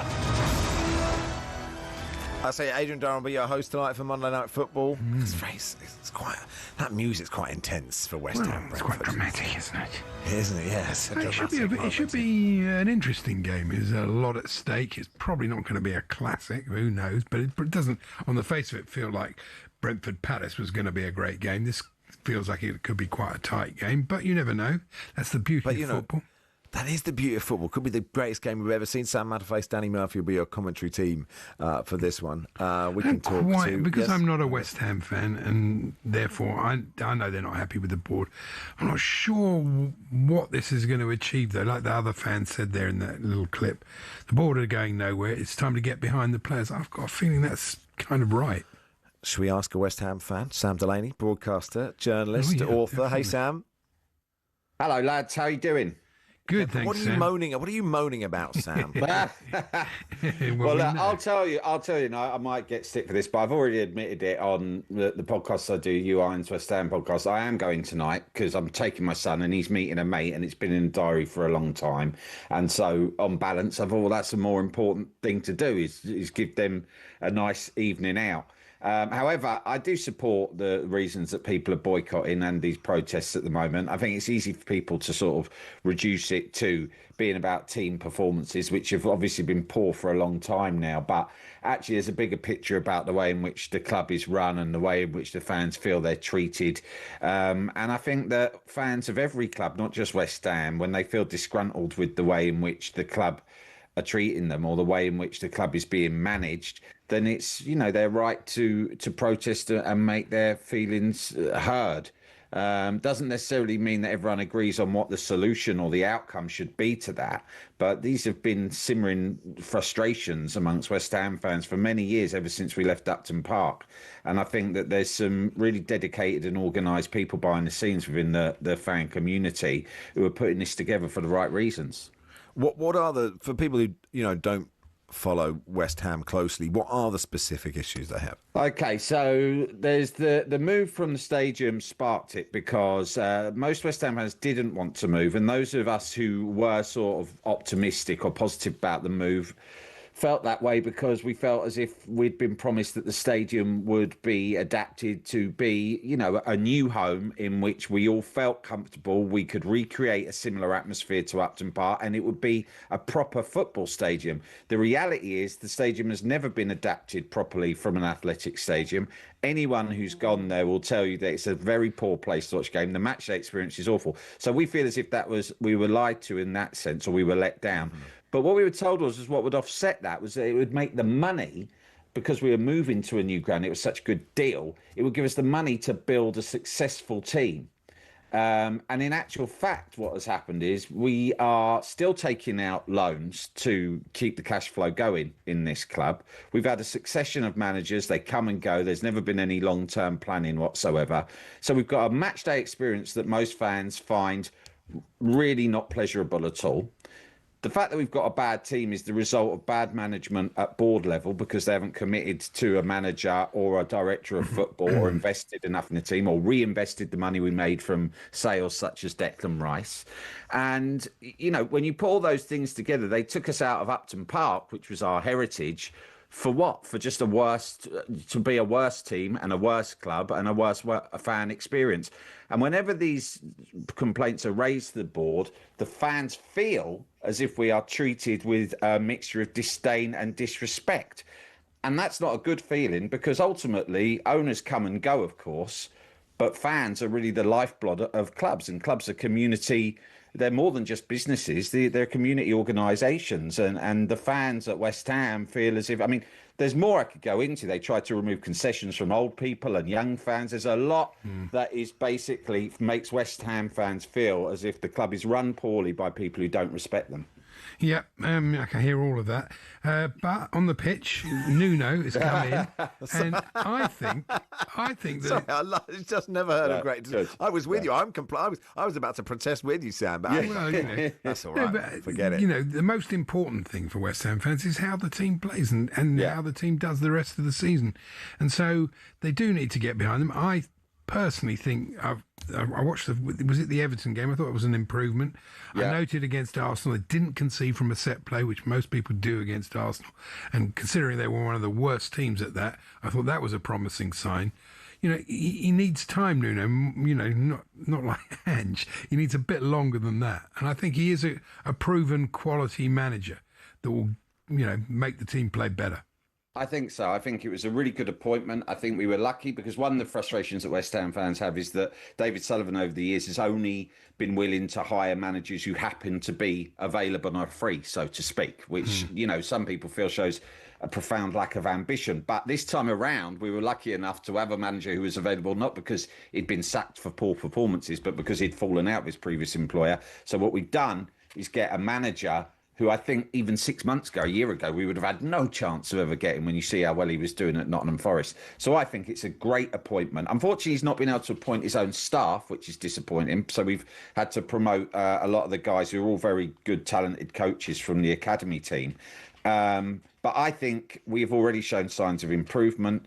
I think we will continue to do so. It will take a while. It's not going to be an incredible U-turn, but I think that Nuno is the right man to keep us safe. And then we just hope that the club will start applying, we'll start backing him with the money and the kind of organisation that it needs and that any manager needs to thrive. Hey, good stuff, Sam. Thanks for coming on, pal. Cheers, lads. Sam Delaney there, broadcaster and author. Commentary tonight then, West Ham, Brentford, 8 o'clock kickoff. Adrian will host from 7. Sam has to face Danny Murphy, your commentary team. Thank you, Andy. I had a lovely time. Thank you, Max. You did very well staying awake. I did well staying awake, which is what Andy says to me after every show we've ever done together. Darren Bent and Andy Goldstein are next with Drive.